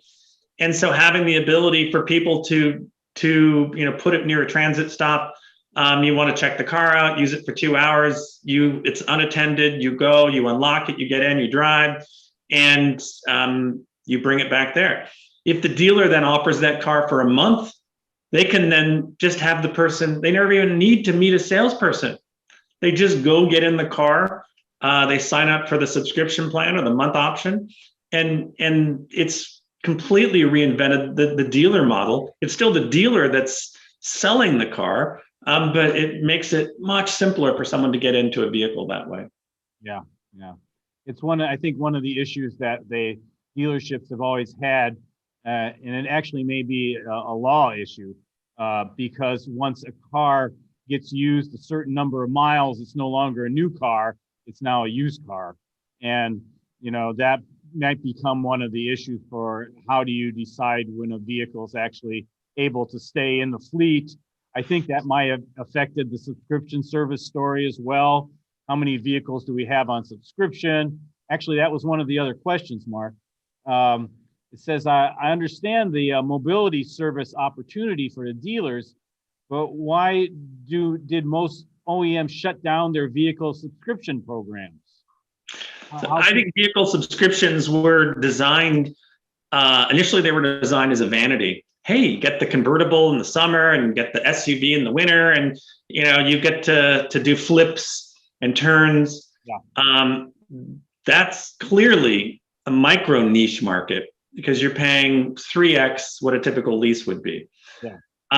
The other piece is that I think it's a little more difficult for people to comprehend that even though their lease payment is $299, Their all-in payment, including the parking for the vehicle, the maintenance, the insurance, is probably closer to $600 a month.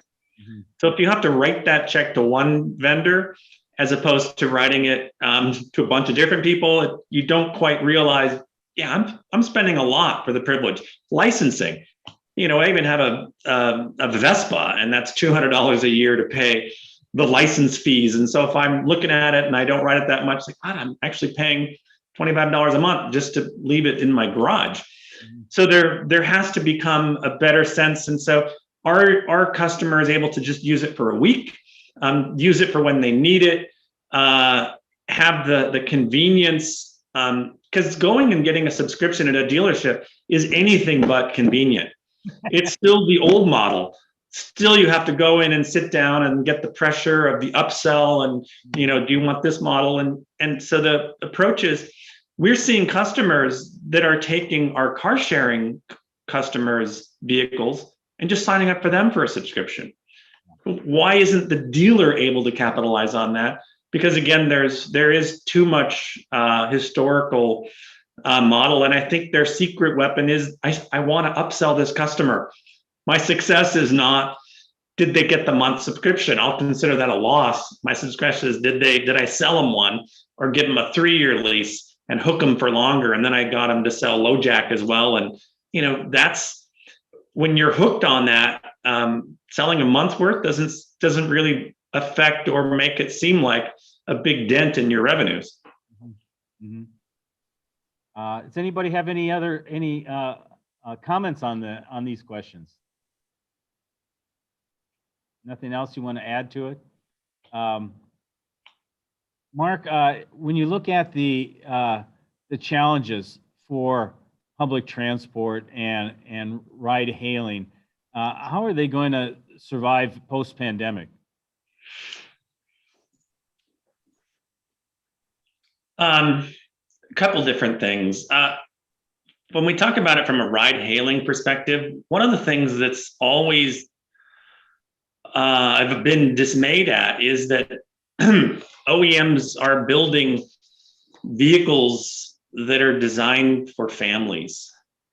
And London has a purpose-built black cab with the screen and the hole and seating for 5.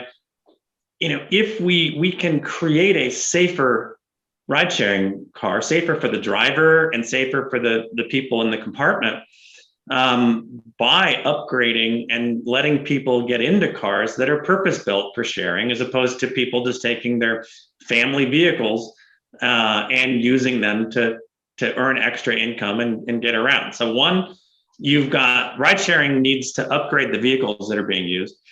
I think 2, the long-term, as pricing for, Uber Pool has the convenience of being able to get from A to B for less time, being able to take, and now we're back to mass and multimodal, being able to understand, what am I optimizing?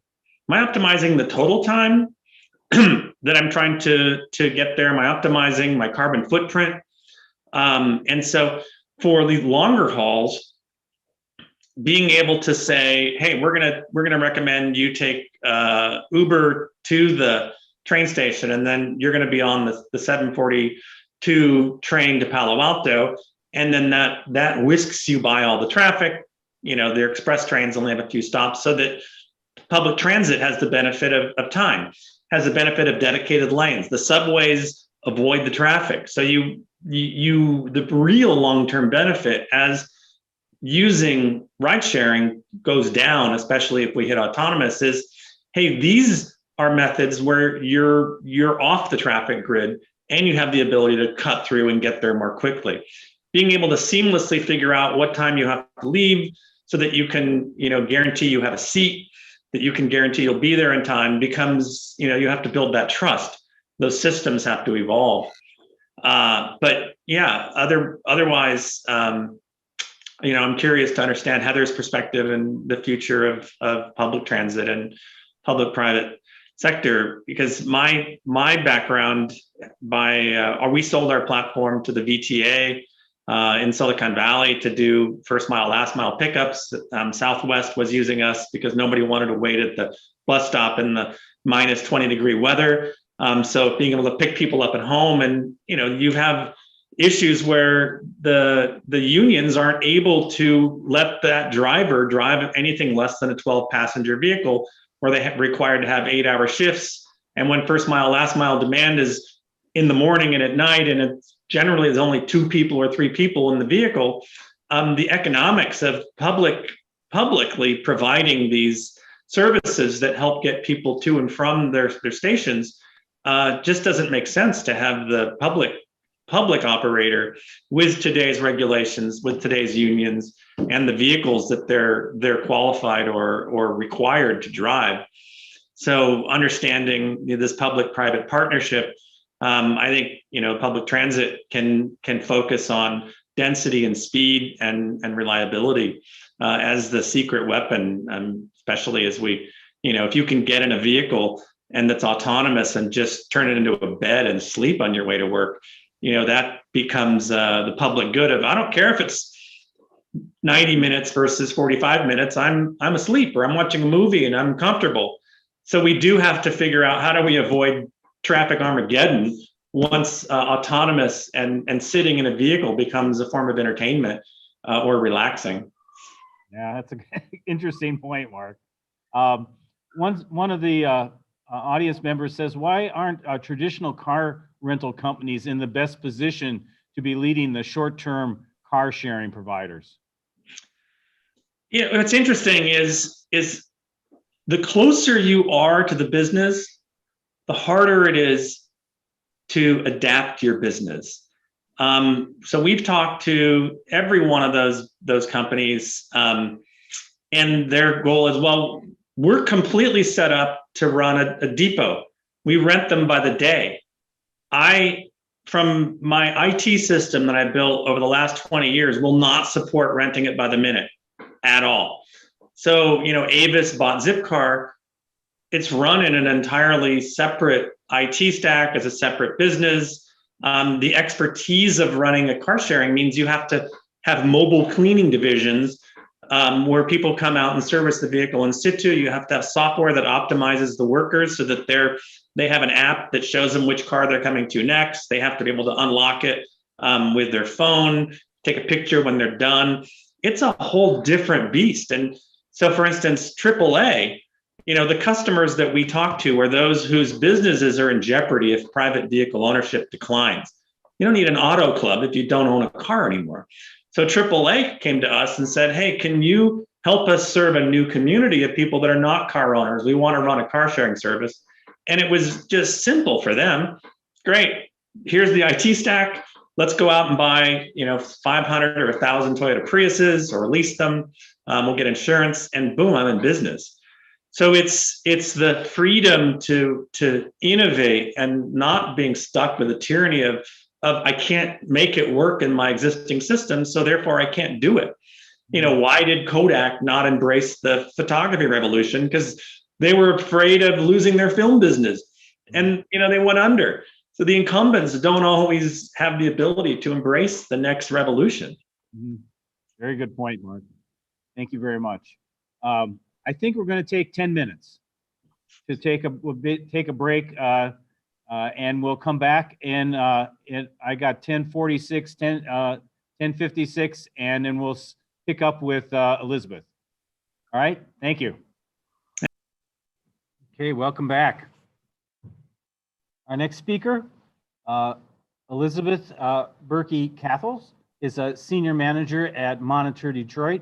Deloitte, based in Detroit. She has over 10 years of experience in strategy and innovation consulting. Elizabeth has focused primarily on sectors facing major transformations, including mobility as well as health, and was one of the co-authors of Deloitte's cross-industry future of mobility study. Elizabeth has a BA from Bates College, MBA from UC Berkeley Haas School of Business, and a master's in public health from UC Berkeley School of Public Health. Welcome, Elizabeth.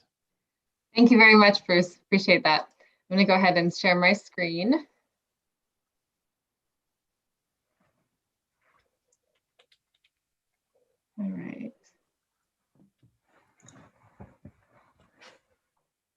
Do you see my screen okay? Yep. Okay, perfect. Awesome. Well, thank you very much for the opportunity to be here today. As Bruce mentioned, and just piggybacking off of what Mark said, I'm also originally from Silicon Valley. I grew up there. I did my graduate degrees at Berkeley and have spent a lot of time in both the healthcare space and also the mobility space with the automotive clients. So I have kind of a different perspective perhaps than some others might have. So I'm here to talk to you all today about possible futures as a result of COVID-19. So Deloitte actually has done a series of scenarios, partnered with some of the scenario thinkers at Salesforce back in March 2020 to think about how this could how the pandemic could really play out in multiple regions across the world. And so happy to talk through that with a perspective of the mobility landscape in particular. All right, so without further ado, let me see if I can, there we go. So as Bruce mentioned, Deloitte really started the journey in about 2015, kind of taking a much deeper look at the future of mobility and looking at how the confluence of factors could really provide a massive change to the broader mobility ecosystem. And I say mobility ecosystem in a much broader capacity than some other people might think about. Just thinking about how could this actually influence, how could this influence healthcare? How could this influence education? How could this influence urban planning?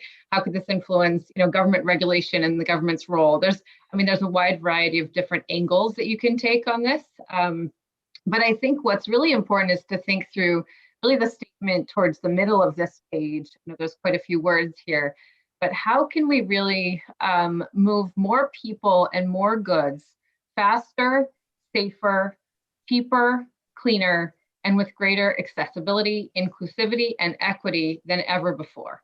That has really been kind of the centering goal of what Deloitte has been thinking about in the last 6 years or so.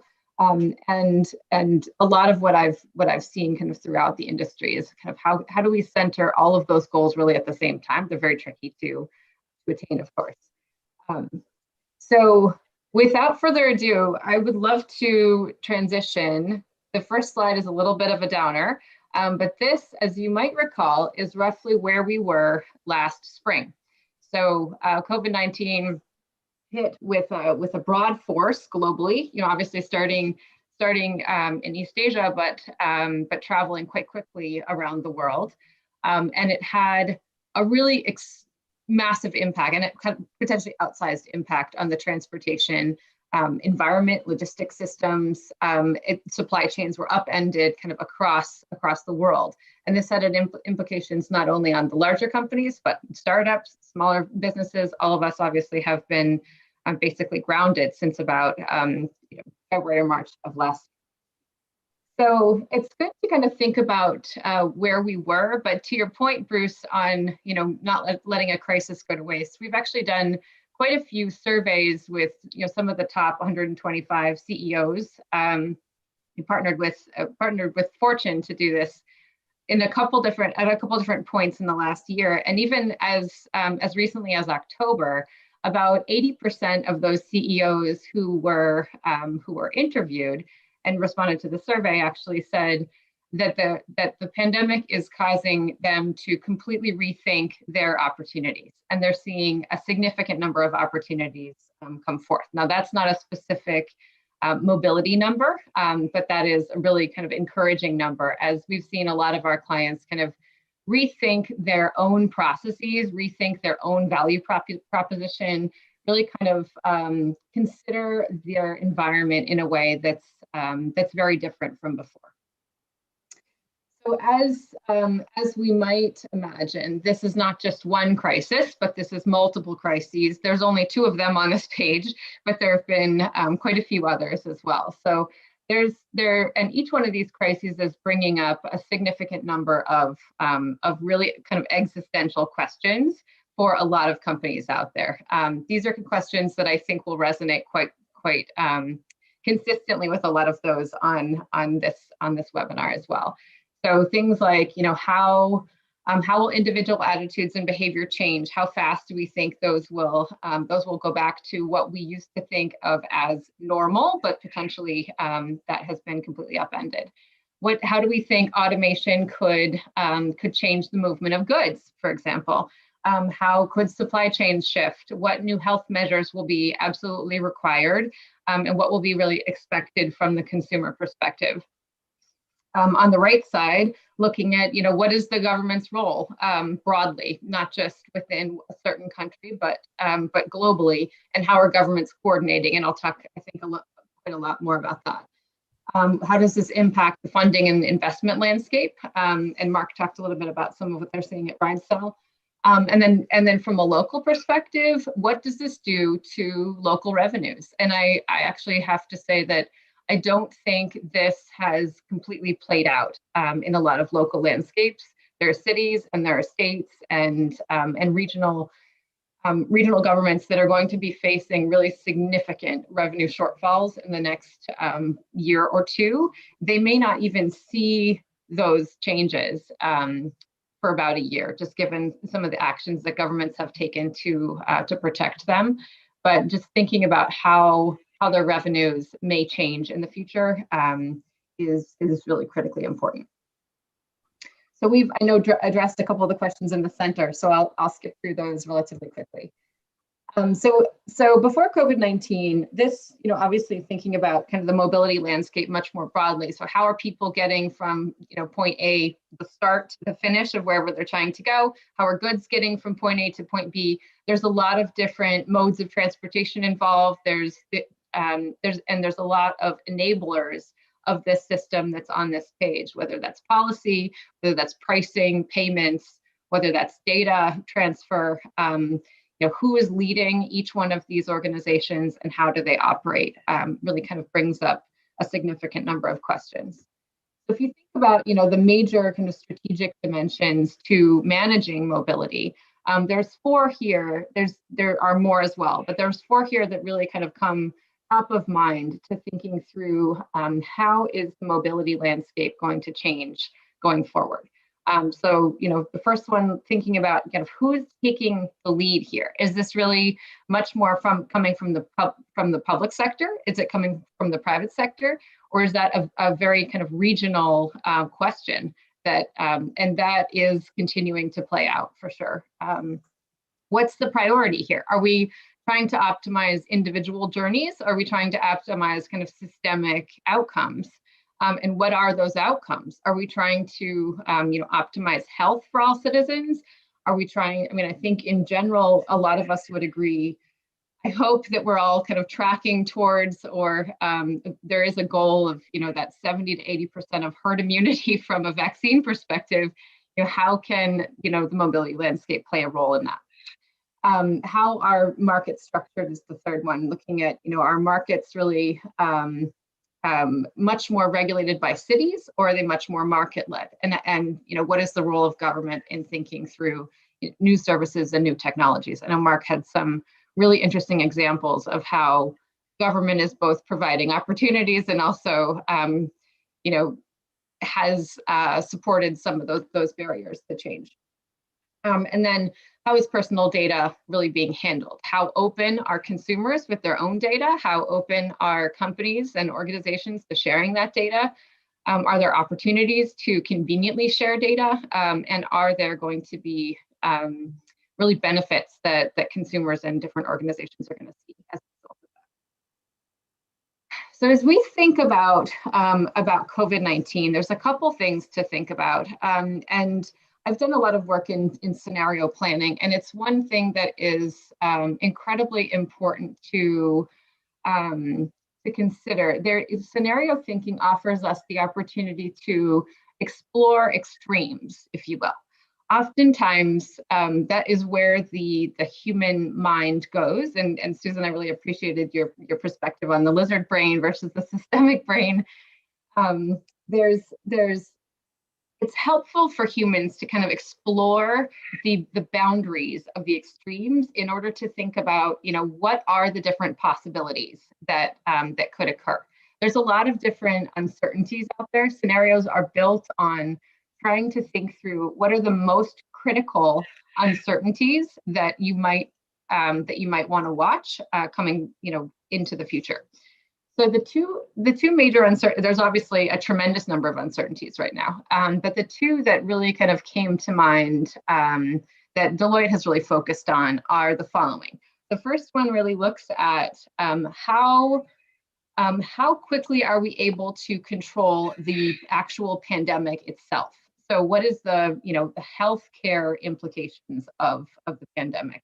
How does it continue to roll? Does the virus continue to mutate? How many new strains come about? And to be honest with you, this is still somewhat uncertain. We've seen, obviously there's several vaccines that are out, which is excellent news. Those are getting administered. My mother just got her first shot the other day, so that's a terrific thing. I think we can all agree that is we're going in the right direction there. But from the perspective of the actual virus itself, how quickly does this mutate? What kind of an impact could that potentially lead to longer term? So that's one major uncertainty, is how does the actual health side of the pandemic play out? The second major uncertainty that we focused on is how are governments coordinating around this pandemic?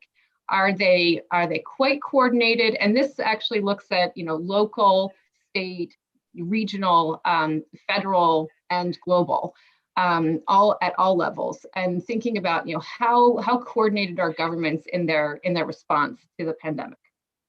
So if you kind of cross those two major uncertainties, you end up with 4 different scenarios that I'll talk through. So we gave them names. They're much easier to remember than just numbers. So the first one's passing storm. Second is good company. The third is sunrise in the east, and the fourth is lone wolf or lone wolves. So I'll talk through those and their specific implications for the mobility industry. So if you think about passing storm, this is a situation in which the pandemic is quite effectively contained. It's relatively quickly, and there's no exact timelines on these. These are scenarios. They're meant to kind of explore the extremes. So just let your imagination run wild.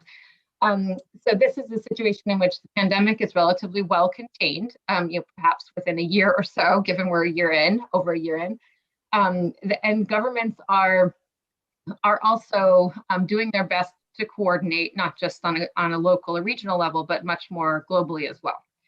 So this could lead to really significant and potentially enduring changes in the mobility landscape and in consumer behavior. But we see that this will much more quickly lead to a return to the status quo. So thinking through, transportation providers, automakers, governments, kind of returning to their roles prior to the pandemic. We might see, typical downturn dynamics play out, as we've already seen, some consolidation of businesses. We might see, an increase in e-commerce, which we've certainly seen. You might see advances in new technologies, but those are going to be kind of temporarily on hold, as we've also seen, but also much more focused on getting people back to work. So that is the first scenario. The second one is called good company. So this is where governments are not as well coordinated, but we do see a pretty decent kind of health-related response to the pandemic. But that large companies could really take this opportunity to step up as a key part of that solution. So you might think about, and as Bruce and I were talking last week, we were thinking, what companies could this be? I mean, oftentimes you might think about, the large, major global companies that would have a really significant impact. As we're thinking about the automakers, there are for sure, global automakers that would be on this list, as well as, some social media companies, platform companies, technology-based companies that have not only a local impact, but regional and also potentially global. So companies would then kind of shift further towards what we might call kind of stakeholder capitalism. So they have, an empathetic stance on serving customers. They're much more focused on, the broader purpose. But that public goods could potentially be provisioned by the private sector. So an example of this could be, increasing access to broadband internet provided by companies as opposed to by governments. And then, in this case, potentially individuals are more open to sharing their mobility data with the private sector because they see a pretty significant upside. The third scenario that we looked at is called Sunrise in the East. And this is where there are certain regions of the world that are more effective in managing the virus from a health perspective. And they really, therefore, are able to kind of take the reins as, primary global powers moving forward. This is, a little bit more of an extreme, but it's a situation in which a lot of the innovation, potentially R&D value chains could consolidate in a certain region of the world to the detriment of other businesses, in other locations around the world.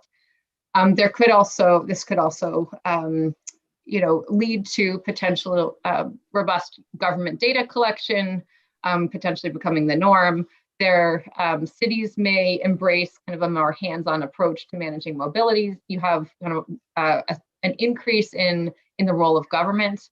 There's some policy tools that have been championed that we've seen in China or Singapore, for example, during this pandemic, that have actually been very helpful in managing the actual health-related side of the pandemic, and have led to much more open economies even as early as now.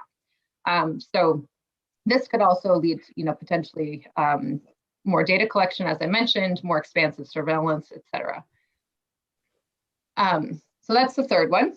And the fourth scenario is looking at, if you think about those two uncertainties, both government collaboration and a pandemic response, this is where you see, really little to no government collaboration on a local, regional, or global level. And you see, much more focus on kind of hyper-local situations. And you also have a very prolonged pandemic. So this could be as a result of multiple different, virus strains that are very difficult to control from a vaccine perspective. And you might end up with a situation in which governments are much more isolationist. Supply chains you might call kind of, they come home a bit more. Supply chains are much shorter. And governments in this case, especially local governments, may accrue kind of greater authority in combating COVID-19.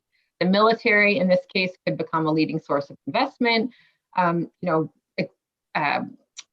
Onshore is really where we're going to end up seeing a lot of technology deployments, and shared modes may further decline in favor of privately owned options. So this is where cities, counties, states, and regions kind of seek to exert really increasing authority over the movement of people and goods, and the role of government is much stronger. So obviously these are very interesting to consider, all four of these scenarios. And what we might think about as you're kind of considering all of these four is that we're likely, so I guess two things. Number one, we are potentially earlier in the arc of this story than we realize. That there may be ways that scenarios play out over the course of the next 2 to 3 to 5 years that will make it increasingly clear kind of which one of these scenarios, if not a combination of them, is where, could be where we end up. And, obviously continuing to evolve. The second point is that it's likely that not any one of these scenarios is perfectly true. that there will be some sort of combination of these four, particularly from the perspective of, regional areas. We've already seen them play out, and these couple of uncertain dynamics play out very differently around the globe. This has made it, obviously challenging for global companies, but it's something that is, likely to continue. So as we think about kind of where mobility was on those four dimensions that we talked about before, so leadership, what are we prioritizing? Who's leading the market, and what's happening around, what's the perspective on kind of personally owned data? You might think that we're, towards the right-hand side of all of those, and there was a kind of pre-COVID trend that you can see in the arrows. So in terms of leadership, it was more, moving more towards the public sector, but very much owned by the private sector. In terms of, what we're prioritizing, it was much more in terms of kind of individual journeys, but moving to the left, closer to systemic or system-wide outcomes. In terms of markets, very much market-led, but cities were increasingly paying attention and trying to think through how their policies may need to change. From a personal data perspective, it was much more moving towards privacy and security. As you saw, kind of many different companies putting out statements saying, your data is your own. It will be protected.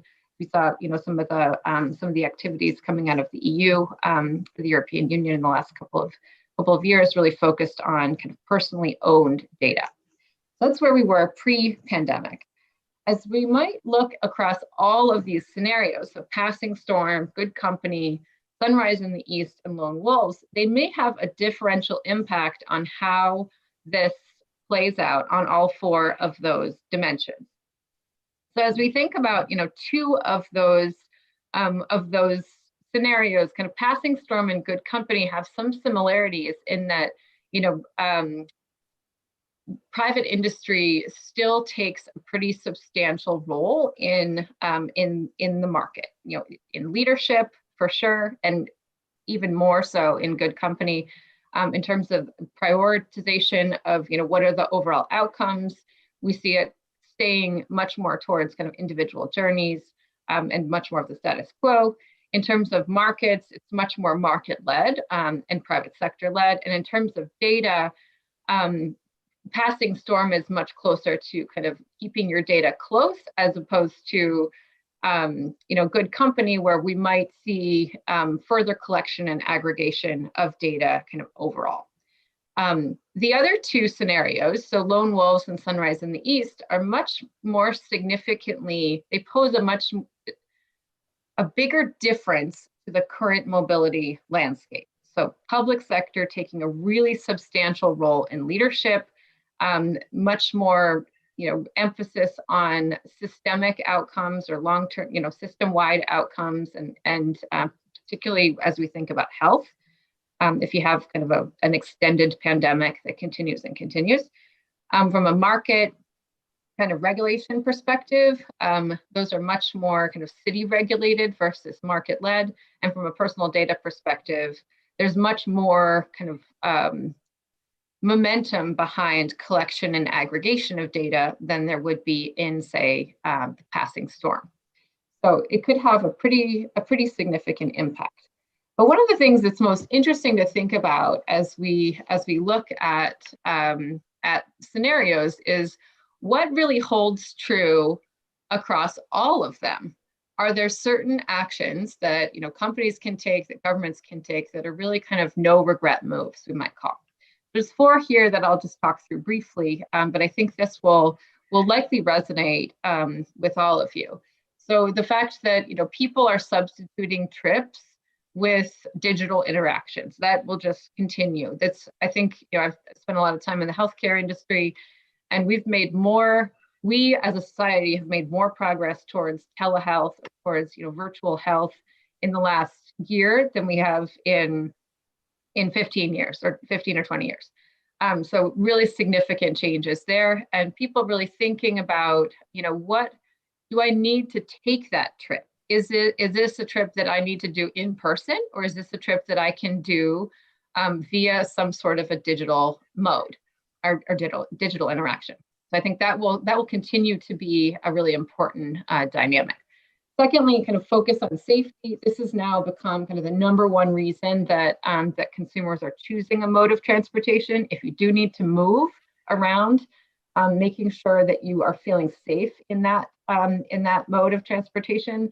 And it really kind of depends on, what are people are looking at their own options. So if you don't own a vehicle, then you'll be looking at, what is the safest option? And this is for sure a defining decision in terms of, what are transportation providers doing, what are cities doing, what are some of the actions that public transit can really take to support folks who don't own a vehicle, but still want to focus on safety.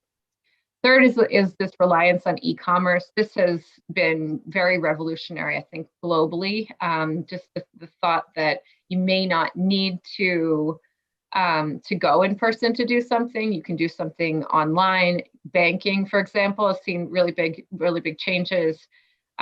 There's been barriers lifted in terms of being able to access goods and services from a digital perspective that have really kind of changed how we look at e-commerce. And it's not just been limited to certain populations either. It's much broader than we've seen previously. And then in terms of the reconfigured mobility landscape, thinking about what are those kind of hyper local changes that have been made where and I know Mark talked about a couple of these, as did Susan, about what are these business models that are really kind of seeing really significant traction, and it's changing the way companies are operating. I found that companies have very much kind of gone back towards what is our core value proposition as a company, as an organization, as a government. What value are we providing?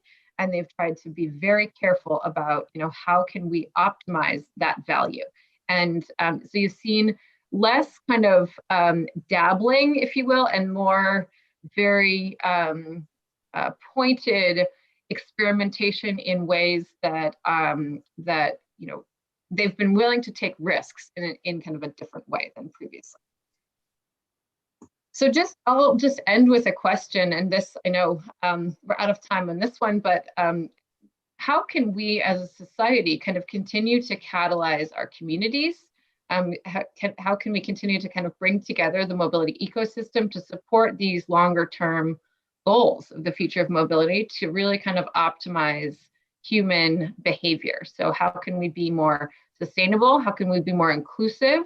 There's some really, sobering statistics around people being able to get around the spread of the virus, et cetera, that really had a lot to do with transportation. So, more just in terms of thinking through this question, I think we all play a role in this, and we all have a responsibility to kind of take steps towards this goal. So Bruce, I'll stop there. Any questions? Yes, thank you very much.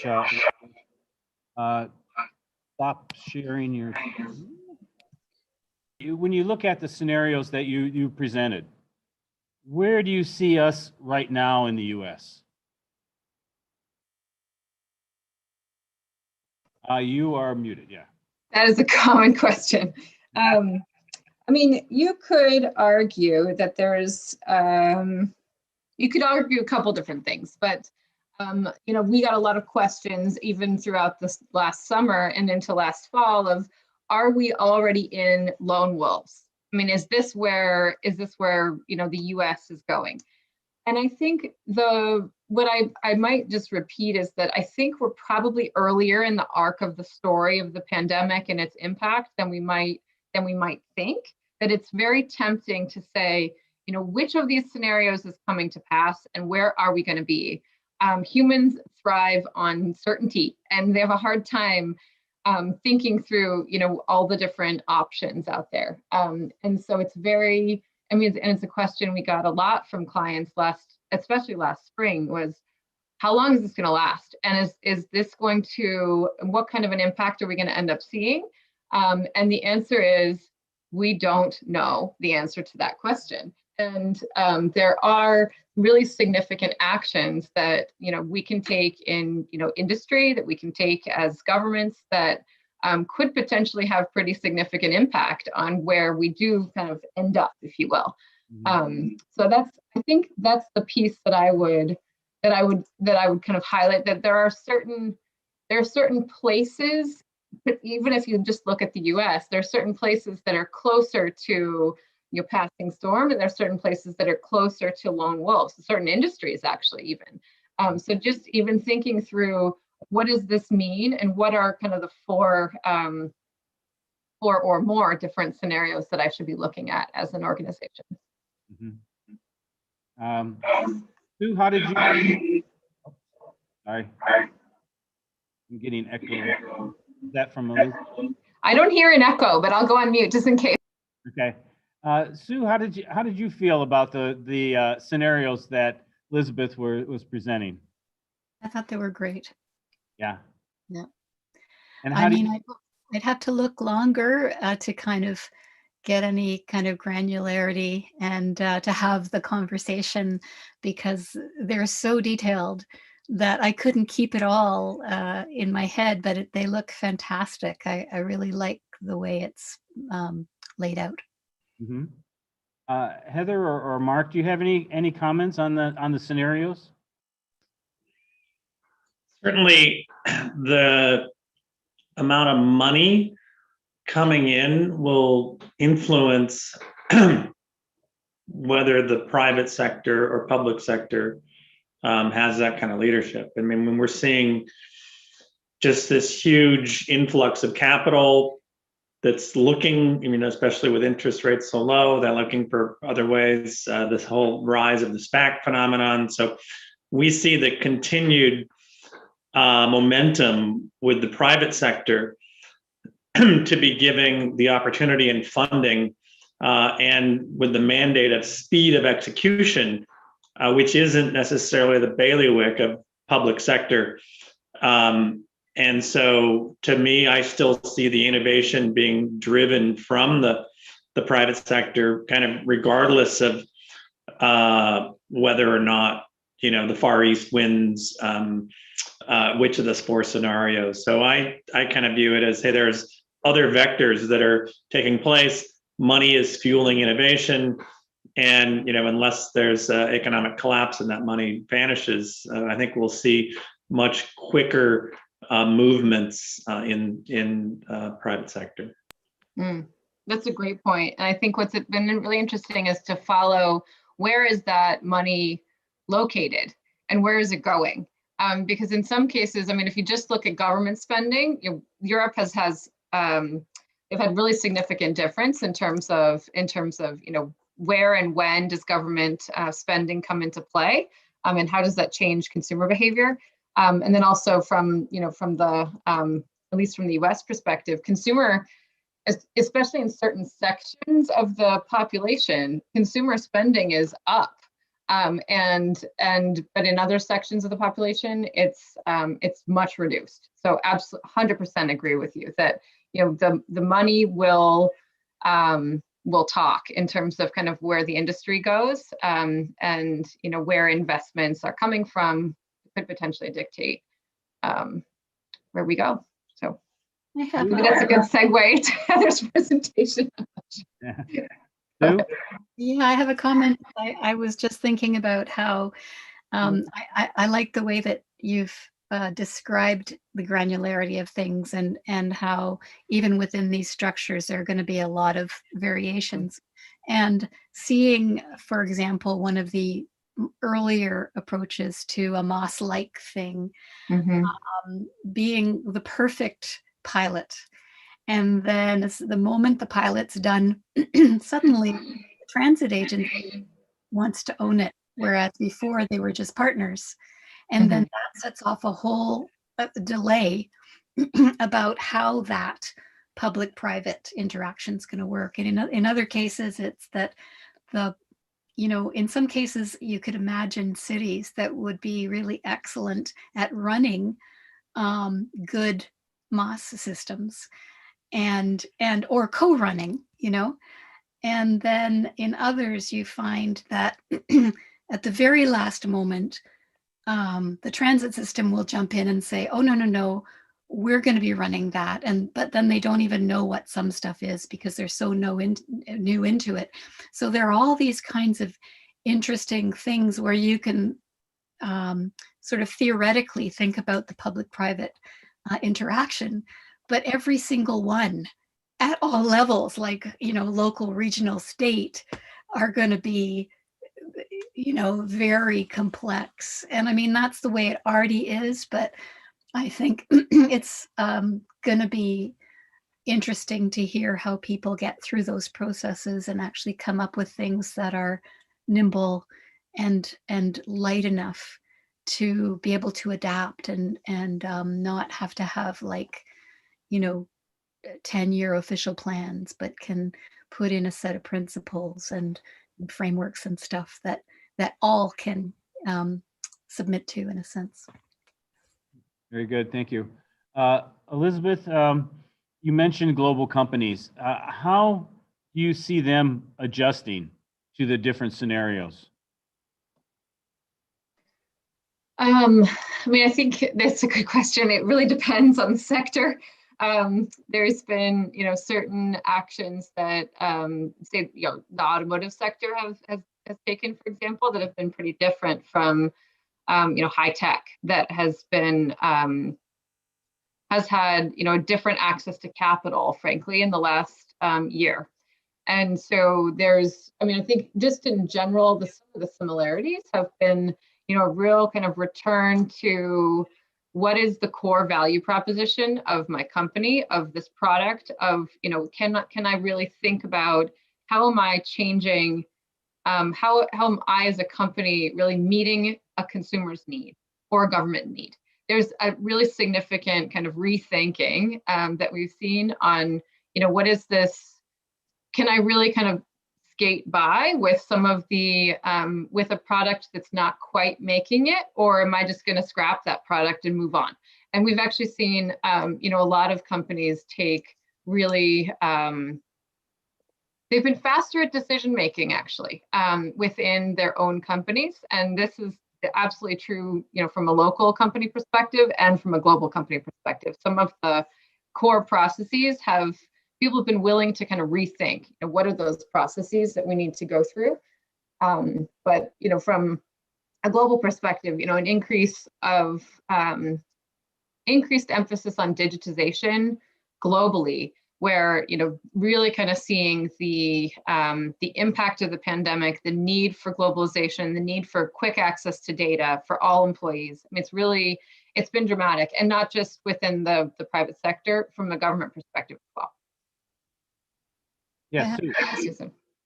Do you see an increase in the sort of skunk works types of things coming out of some of the bigger companies, similar to what happened in the big crash in 2008, when the car companies were doing some really innovative things, and then they had to be, I think, both in terms of reality and perception, buckling down and sticking to their knitting and trying to do what they can. But then I think key figures developing external projects and interesting pilots and things like that, that could then reintegrate.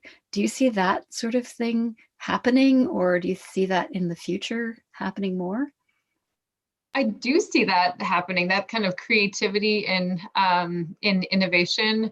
I think, it obviously has changed by industry, but I think just in terms of thinking about, how can companies support their value proposition with experimentation that will potentially have long-term, positive impact. I think absolutely. And I also think from a partnership perspective, companies and governments have been willing to partner in a much different way as a result of the pandemic, to think about, okay, what are our core capabilities and what can we do with these core capabilities to be able to, optimize optimize revenue, optimize kind of long-term sustainability from a company perspective. Heartening. Great. I hope they continue, actually. Yeah. Thank you very much, Elizabeth. I think we're going to move on to our next and final speaker. Heather Prado is the technology manager for the U.S. Department of Energy's Vehicle Technologies Office.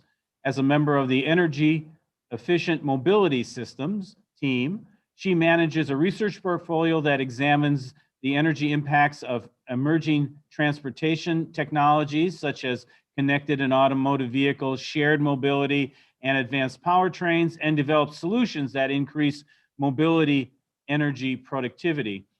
Before coming to DC, Heather worked as a transportation project manager and clean cities coordinator for the Clean Energy Coalition here in Ann Arbor. Heather holds a master's degree in sustainable systems from the University of Michigan and holds a bachelor's degree in environmental science and multidisciplinary studies from Rochester Institute of Technology. Welcome, Heather. Thank you, Bruce. Can you hear me and see my slides? Yeah, you're fine. Perfect. So I'm really enjoying this position of getting to go last and being able to address some of the questions and comments that have come up thus far, especially with regard to the federal government. And really my whole message here is it's going to come as a surprise to no one that the federal government is not known for being nimble and adjusting rapidly. We're definitely much more that slow-moving ship, but that ship is able to weather the storm and adjust course appropriately. So I'm hoping to instill some confidence in the foundation that we've laid in our research portfolio that shows that we're able to weather this storm, but we're constantly looking forward at what's next, what do we need to bring into our portfolio to make it stronger, more robust, ultimately working towards affordable mobility, reliable mobility, and really serving people, making sure that they have choices to get to the goods and services that they need to have a good quality of life. So diving into that, I feel the need to first note that I very much enjoy the position that I have at the Department of Energy because we are not inherently a policy body, meaning we are not responsible for writing and enacting legislation at the federal level. We influence policy through our technology investments. And so we're constantly looking 3, 5, 10 years ahead at what is out there on the horizon and likely to be the next thing that needs early stage R&D so that it can come to fruition in time for when we need it to serve consumers. And so historically, the bread and butter of the Vehicle Technologies Office obviously has been vehicles, which I wanted to touch on because I think a lot of this conversation has gotten away from the vehicle, away from personal vehicle ownership. And within the Vehicle Technologies Office, we're very much still doing research at the component level, at the vehicle level, focused on batteries, materials, things that are still very relevant to make more efficient vehicles, which will then lead to a more efficient system. But about 5 years ago was when the program that I work under, the Energy Efficient Mobility Systems program, came into play. And so that expanded the purview of the Vehicle Technologies Office from just the component and vehicle level technologies all the way up through the systems level. And what I really liked, one thing that Sue said was, I wish we could make it our motto of, we want to keep from locking into any one thing too soon. So our goal, like I said, look 3, 5, 10 years out and really invest in a broad array of technologies. They might not all pan out, but we want to make sure that it is not lack of research, lack of investment that makes them not pan out if they are a really good idea. So to set the stage for moving forward, I think it's important first to take a step back. All of these conversations have been where we're headed, how we're adapting, but I think that something that's really important is to look back and show that we really do feel like we have a really firm foundation. This study was from 2016, and I'm sure many of you have seen it, are familiar with it. It was really the foundational research for the EAMS program, and it revealed that if connected and automated vehicles were to enter the market, the impact is wildly unknown. It could be a 200% increase in energy use, depending on how people use them, or it could be a 60% decrease. And that served to show that if we want to drive the lever in the right direction, we need to enter this space, and we need to start making investments in things that will drive us toward the bottom rather than that unfortunate top end. And so within this bounding study, when you start to dig into what are the levers at play and what are things that we need to start putting investment into, two of the things that show within these levers are ride sharing and right sizing vehicles. So making sure that the appropriate vehicle is used to move the appropriate amount of people and the appropriate amount of goods. And so that really gets to a lot of these new mobility services, as well as transit, which always has been the original ride sharing platform. I wasn't going to note these other levers, but because we have had such a non-vehicle centric conversation, and Bruce, you mentioned there are a lot of OEMs on this call, I do want to also note some of the levers on this that are still very much at the vehicle level, things like drive smoothing, the connectivity between the vehicle and the infrastructure. And those two are things that we do research on and are levers that we have. But for the purpose of this, I'm just going to continue focusing on the ride sharing and the new mobility options, but don't want people to think that we've cut out the vehicle. That is still very much a part of the entire picture. So that was a step back 5 years into the research that formed the Energy Efficient Mobility Systems program. And so not only is it in our name, Efficient Mobility Systems, but the research shows that to have efficient mobility systems, we need these new mobility services, we need ride sharing. So that really led us to our original research portfolio. And I am going to share just a couple of samples of research from our first 3 years of research that served to reinforce this idea of where we need to continue investing. So part of our research portfolio within our Smart Mobility Lab Consortium was what we call the Smart Mobility Modeling Workflow. And this workflow linked several transportation system models into a high fidelity workflow so that we could look at the impacts of technologies really at the metropolitan system level. And so we had 2 implementations. One was led by Argonne with the Polaris model, and one was led by Berkeley with the Beam model. But here I'm focused on the results from Chicago and the Polaris model. And 2 of the scenarios that we ran using this workflow on the left here was, what if autonomous vehicles enter the market as privately owned vehicles that everyone owns with the convention of how we own vehicles today? And then on the right was the flip side of that coin of, what if people have a high propensity for sharing, are willing to share not only the vehicles, but also share rides within these vehicles? And you can see pretty clearly that the results are pretty stark. And as the Department of Energy, we very much want to drive the situation that we're seeing here on the right. So that gets to the results of sharing these individual vehicles, but it's also important to continue focusing on transit, because I think it's been proven time and time again that transit is the backbone of an efficient mobility system. And that value is often really, really challenging to show because places have transit. And so they have it serves a small percentage of the population. And so the value isn't immediately evident. And so what we did with our systems models is we used Polaris again in our modeling workflow. And we said, well, what if the city of Chicago was to lose their transit system? What impact would that have on the city and the region if these people that typically take transit no longer have that as an option, need to find another way to get to work, to get to recreation, to get to all of their opportunities? And so what we saw was the results that you see on the screen here. I think that the image on the left really speaks for itself, but then on the right, you see some of the hard numbers that if these individuals, even being a small portion of the overall transportation sector, if this service is removed, it's detrimental to everyone that utilizes the transportation system. So transit doesn't just serve transit users, it really serves the system as a whole, somewhat disproportionately. So these are just a couple of examples of our research. I want to take a step back and just note the link at the bottom of this slide. You all will get the slides, but that link goes to our full body of research in this space. And I just pulled out a couple of examples to highlight this. But if you're interested in more of the research behind these, please go check out our capstone reports that were recently released. Moving forward, we used this research that I'm showing here, as well as input from stakeholders and other research in our portfolio, to really inform our decisions moving forward. We're seeing that sharing is very necessary. We're seeing that transit has a huge impact on the system. And so we use that information from our past 5 years of research to then look forward, and it informed our 2020 public funding opportunity.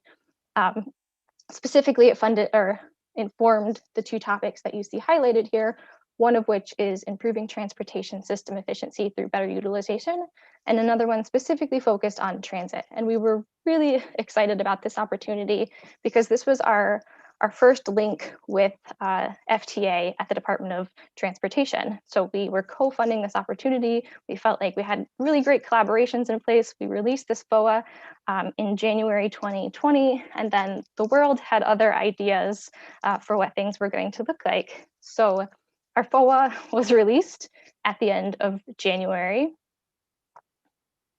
Less than 2 months later, everyone's going into full telework posture, and these stay-at-home orders are going in place, and it's starting to look like COVID is really going to be something here in the United States. And then just over a month after that is when our FOA applications are due from our public stakeholders. And so that's a really challenging timeline and position, not only for us as the federal government, like I said, not nimble. Some of these dates are set more or less in stone if we want to get our funding out the door by the end of the year. So we can't scrap our plans and restart. And also for our applicants, is this going to be a thing? We're only 6 weeks in. Do we retool our whole proposed project that's supposed to be a 3-year plan to address this current situation, or do we stay the course? Turned out that most of the applications that we got did not focus on COVID, understandably so. No one knew the impact that they were going to have. But I want to put a pin in that, and I'll iterate a little later why that's okay and how we adjusted. But because the federal decision-making process is very slow, started in April, didn't end until late summer, I'm going to take a step and take a look at some of the things that happened over the course of time between when we received these applications and when we ultimately made selections and were able to kick off these projects, and how we've made adjustments in our portfolio in that time. So I said I appreciated being able to go last, and I appreciate Bruce's presentation kicking us all off, really looking at the impact across the mobility sector. I have this up here really just for illustrative purposes. This is specifically the decline in weekly transit demand. I'm sure we've all seen this, all seen a version of this. Within a matter of weeks, we went from full 100% demand within transit to 90%, and the rebound has been quite slow in the subsequent months. This isn't unique to transit, as Bruce showed. Micromobility has been impacted. I believe NACTO showed that 25% of systems, micromobility systems, have closed or paused while trying to figure out this pandemic. Bike share systems, 30% of bike share systems have closed or paused due to the pandemic. And as Bruce showed, ride-hailing service are really pivoting into other portions of their business portfolio, using their vehicles and their drivers for delivery. This is something, when we released that transit FOA, we never could have predicted that this was what was going to happen to transit over the course of the next few months. But I, again, want to iterate on something that Susan said, that I really do think that this is lucky that this happened. It might sound counterintuitive to say that, but I think it really showed some gaps and some need that we couldn't have revealed otherwise. So some of the data that we're getting out of this really serves to hit home as to the essential nature of some of these services.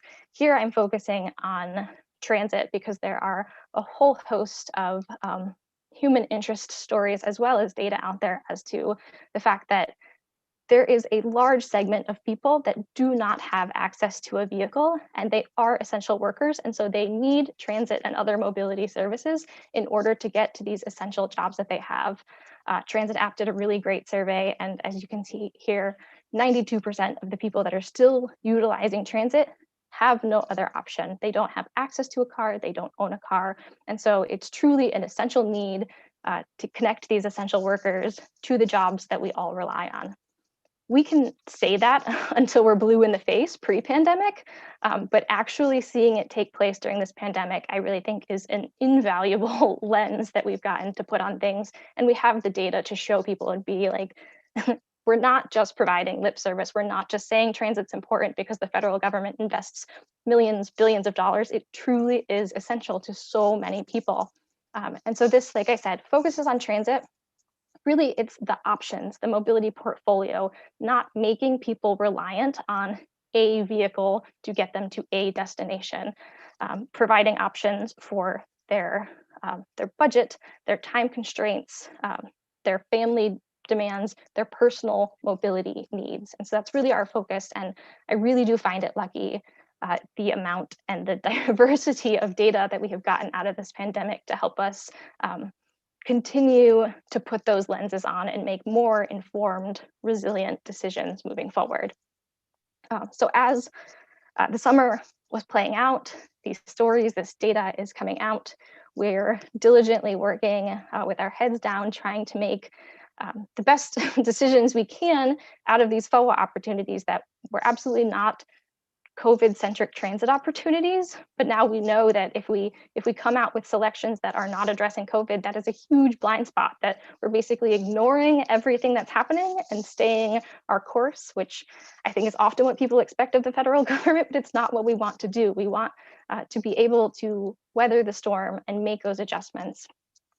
And so in the short term, this was a really great opportunity. Fortunately, Congress took action and the Department of Energy received funding through the CARES Act. And as part of the CARES Act, we were able to connect our national labs. Argonne, I mentioned, runs our Polaris workflow, and Berkeley National Lab runs our Beam workflow. And so those capabilities that they were using to generate our research results years ago now became a really invaluable resource that we can connect to these major transit agencies so that they can get a better sense of the impact that this virus is having on their specific systems. So through CARES funding, we were able to connect Argonne to the Chicago Transit Authority. And then the Beam team was connected to the New York Transit Agency and New Jersey Transit.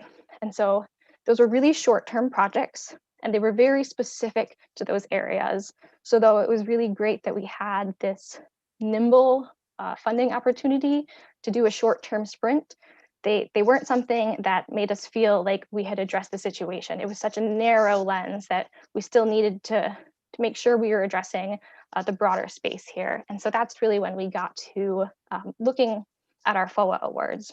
And so this steps us forward to these projects were selected at the end of the summer, and then we kicked them off late 2020 and into 2021. And we working very closely with FTA, working very closely with the partners on this, both the academic institutions as well as the transit authorities. Each of these has a transit authority on it as a project partner.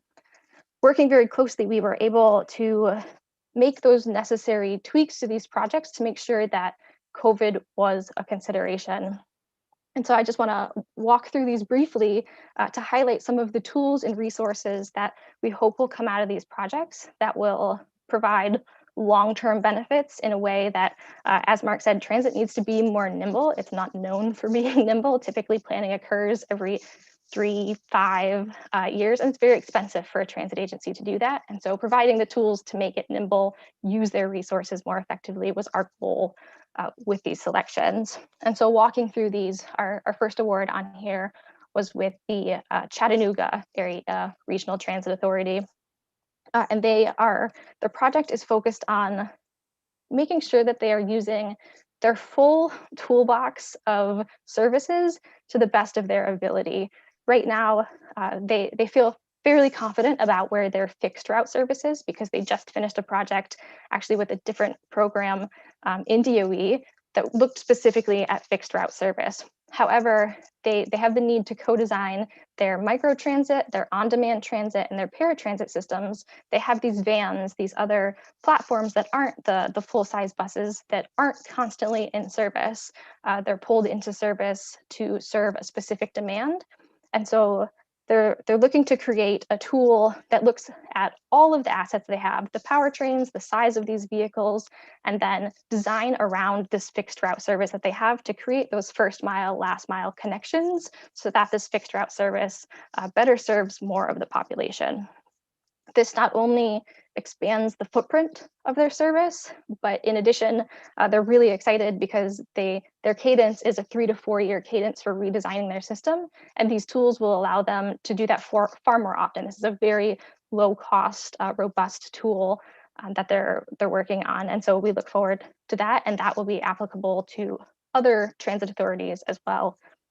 Stepping down this, our next one was with the Massachusetts Institute of Technology. And so they partnered both with a transit authority in Boston as well as the Chicago Transit Authority. And their project has really 3 focuses. They're looking at large fluctuations in demand from a demand prediction perspective. They're actually really excited about COVID because the areas that they were looking at in Boston and Chicago are areas that are rapidly developing, and this development and demand kind of sprung up in the last few years out of nowhere. And so that's what they were trying to respond to. Now the coin is somewhat flipped to where the demand has dramatically shrunk in a way that they could not have predicted, but gives them additional data into how these regions respond to different occurrences. And so using this information, they plan to use deep learning to do demand prediction for long-term systems planning. Then looking at a little bit shorter term, they have plans to design a tool that will use robust optimization for short-term planning. So really, if there is an event that they know about, to reroute buses in advance. If there are other known short-term operations adjustments to be made, these tools can be used to make those adjustments. And then the third phase of this is the real-time control. Within a given day, they can be nimble to unpredicted occurrences. And so they can add more buses to a line if necessary, delay buses if they need, add stops, stop going to certain stops if they know that there's a disruption, things like that, that allow them to not just be fixed route, fixed schedule. And then the Utah State project is working with the Transit Authority, Salt Lake, and theirs is completely unique from these other 2, but very exciting in the fact that it focuses specifically on battery electric buses. So it's a huge priority for a lot of transit authorities to move to electrification for a variety of purposes. The noise of the bus, less pollution, better serving their base. But it's often a struggle to know how to invest intelligently. There are a whole host of battery sizes, charging infrastructure, charge demand has scared people often in this space. And so they recognize that. And in Utah, they are working to implement these buses themselves and seeing the gap in tools available to help them make these informed decisions. And so this one's really exciting because their tool is going to be either Excel or web-based, so in a way that's very easily transferable to other transit agencies. And it will not only help inform the upfront purchase of the vehicles, but also planning the routes to use these electric buses, and then making sure that the charging is scheduled in a way that the transit agencies are not seeing exorbitant demand charges. So though this isn't a wholesale shift, what any of these projects were, they all clearly have different aspects that are going to help transit agencies across the country, once they have these tools, be more nimble and adjust to what we've seen, and be more resilient moving forward. I think I lost my click. There we go.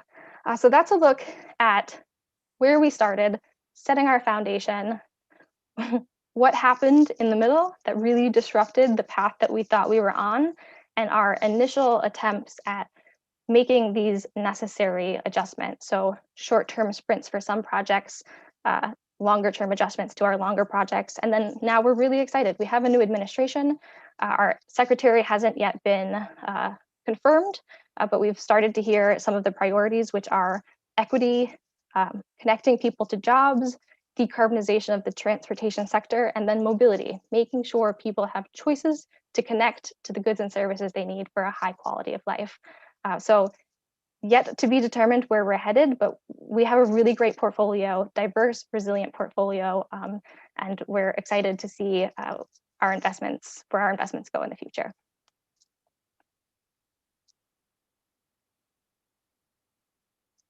Very good. Thank you, Heather. You're welcome. Got some questions for you. We lost Mark. He had to take off, so it's just us. And I think Elizabeth, are you still with us?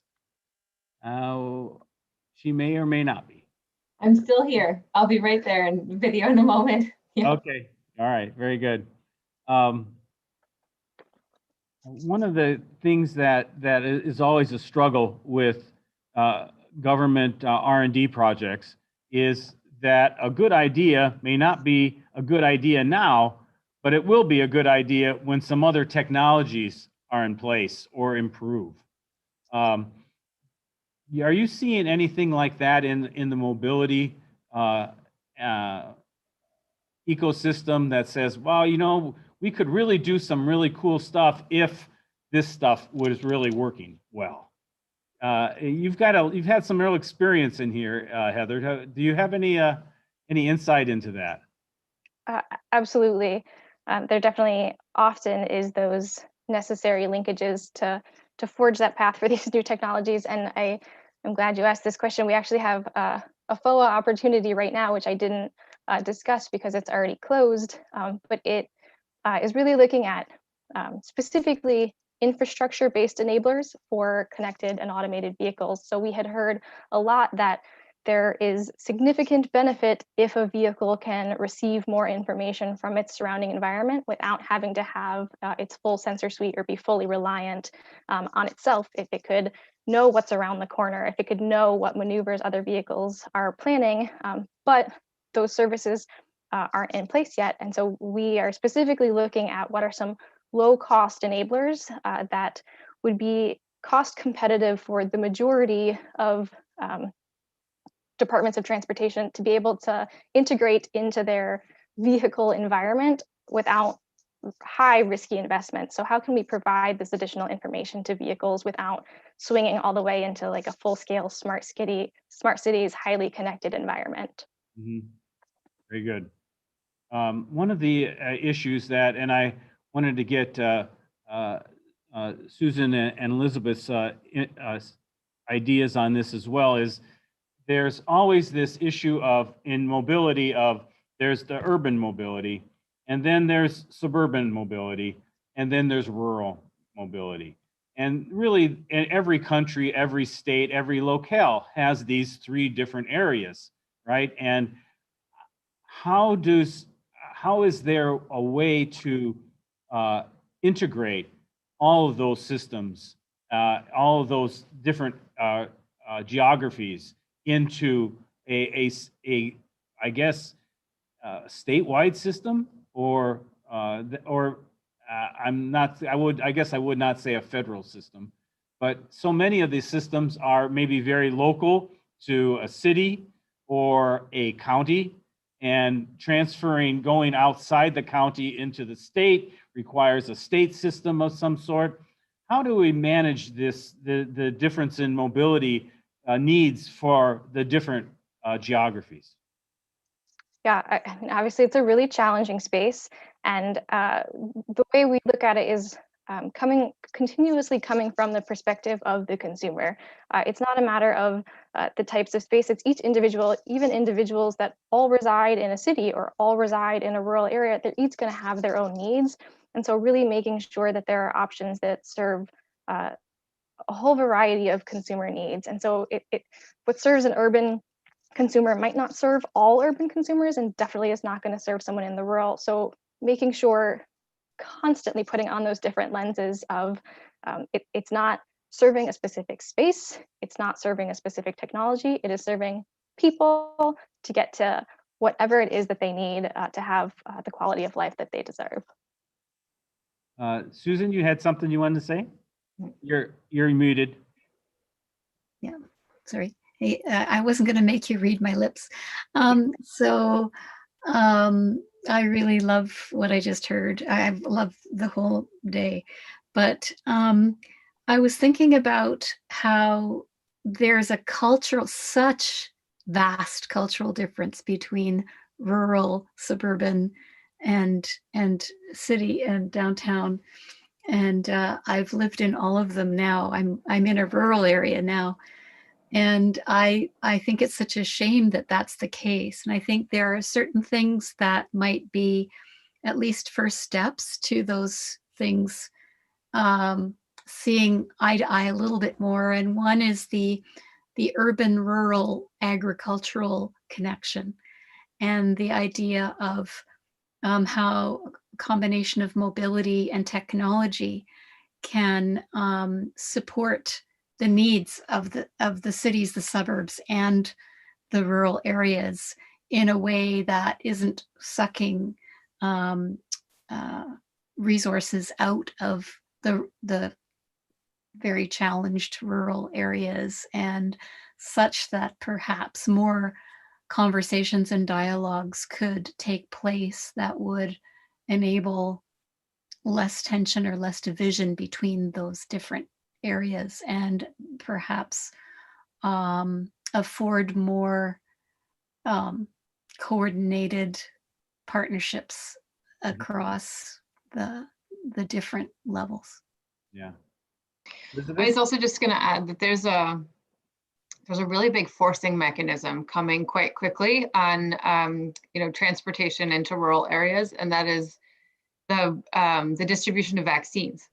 And this, if we are actually to reach somewhere between 70 to 85% of the population, which is what Dr. Fauci is saying at the moment, in terms of herd immunity, it's not just the cities. It is absolutely the rural areas, and it includes, there's a lot of seniors that may not have access to transportation. And so just thinking through, and this is, it's top of mind actually right now for cities and states, is how do they think about supporting vaccine outreach to different areas of the country that are much more, and frankly, this is a global problem as well, but I've been closer to it in the US, but that are, don't have access to other forms of transportation. And there are some systems in place that I think will be helpful in this. So even just thinking about, Medicaid, Medicare, and some of the required transportation systems that are a part of that. Just looking at non-emergency medical transportations that are required in every single state to reach everybody. And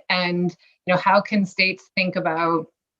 And I know we've been kind of spanning the spectrum between like very advanced mobility systems versus, kind of your, what we might previously refer to as sort of old school. Like there's, a lot of these systems require call centers. They require, a lot of people don't have access to an app to schedule a ride, and they need to call a number and sometimes in advance. And so just thinking about like how can states and regions really use the systems in place to be able, and also use some of the transportation providers, the smaller ones that serve, rural areas. How can they use those? What policies really need to change to kind of support the usage of that in order to kind of reach rural landscapes? I think it's going to be a big forcing mechanism in kind of changing those programs for the long term. That's a oops, I get Susan, did you go ahead? Who am I getting the echo from? Okay, I'm okay now. Elizabeth, that's a really good point, because it really kind of gets into the next question a bit about, are there any completely new mobility initiatives that were not considered in the past, but are now on the mobility radar because of the pandemic? And I think that outreach to areas, to either rural or even cities area, or people who don't have access to apps and access to transportation, even within cities sometimes, that this really the push for the vaccine is actually going to make a big difference in understanding how to actually reach all those people. I think the forcing function there is a really amazing one. Yeah. Are there any other things that you guys see because of the pandemic that we may be able to consider that were not even considered before, but now these things are maybe coming to the fore? Yeah, Susan. I've been hearing about a lot of opioid crisis things happening in my own really tiny community. Mhm. And that's apparently all over. And with the telehealth and with also more permeability of, youth, young people in small communities have no way, like the LGBT community, for example, they have no way of connecting with each other. They don't even know where to go. And it's more difficult in a rural community, just culturally. And so I think that the combination of the broadband and the resources that can happen with sort of telehealth and these new 511-y kind of things that also kind of mirror the social justice stuff around policing, around could it be social work and not police, and so I think all of those things are in a ball of potential connectivity that could benefit across the board. It's just a thought. They sound small, but then when you see across the country, it adds up. And when technology can span those needs, it's pretty exciting from my perspective. Very good. I couldn't agree more with that. Yeah. Go ahead. I'm going to end it today with I'm going to circle back on what Sue said at the beginning. It was a quote that I pulled, and she says, "Well, that's exactly what I'm going to be talking about." And it was a student who said that, I really like distance learning. It was a high school student who said, I really like distance learning. It actually fits me where it may not fit everybody, but it fits me very well. And she said, we shouldn't want things to go back to normal. We should want them to be better than they were before. And we end that with, and I think Sue started out with that. What can we do in mobility that will make it better than before the pandemic? And I think all your presentations have all touched on that in some way, manner, shape, or form. And I think that I want to thank all of you for the time that you took today, and especially when it comes to Heather's presentation of the government, it kind of leads us into our next conference, which is on April 14th, and the new role of government in the automotive industry. We'll just be focusing on autos in that respect, of course, but still, it's in which way does the government play a role in what's going to happen in the short term and in the longer term? Again, I want to thank you all again, and I think that's where we're going to end it, and we'll sign off until April 14th. Bruce, thanks for making it happen. It was wonderful. Yeah, it was a very good conversation. I'm really glad you guys are all involved in helping to tell the story. Okay, take care. Thank you. Bye-bye.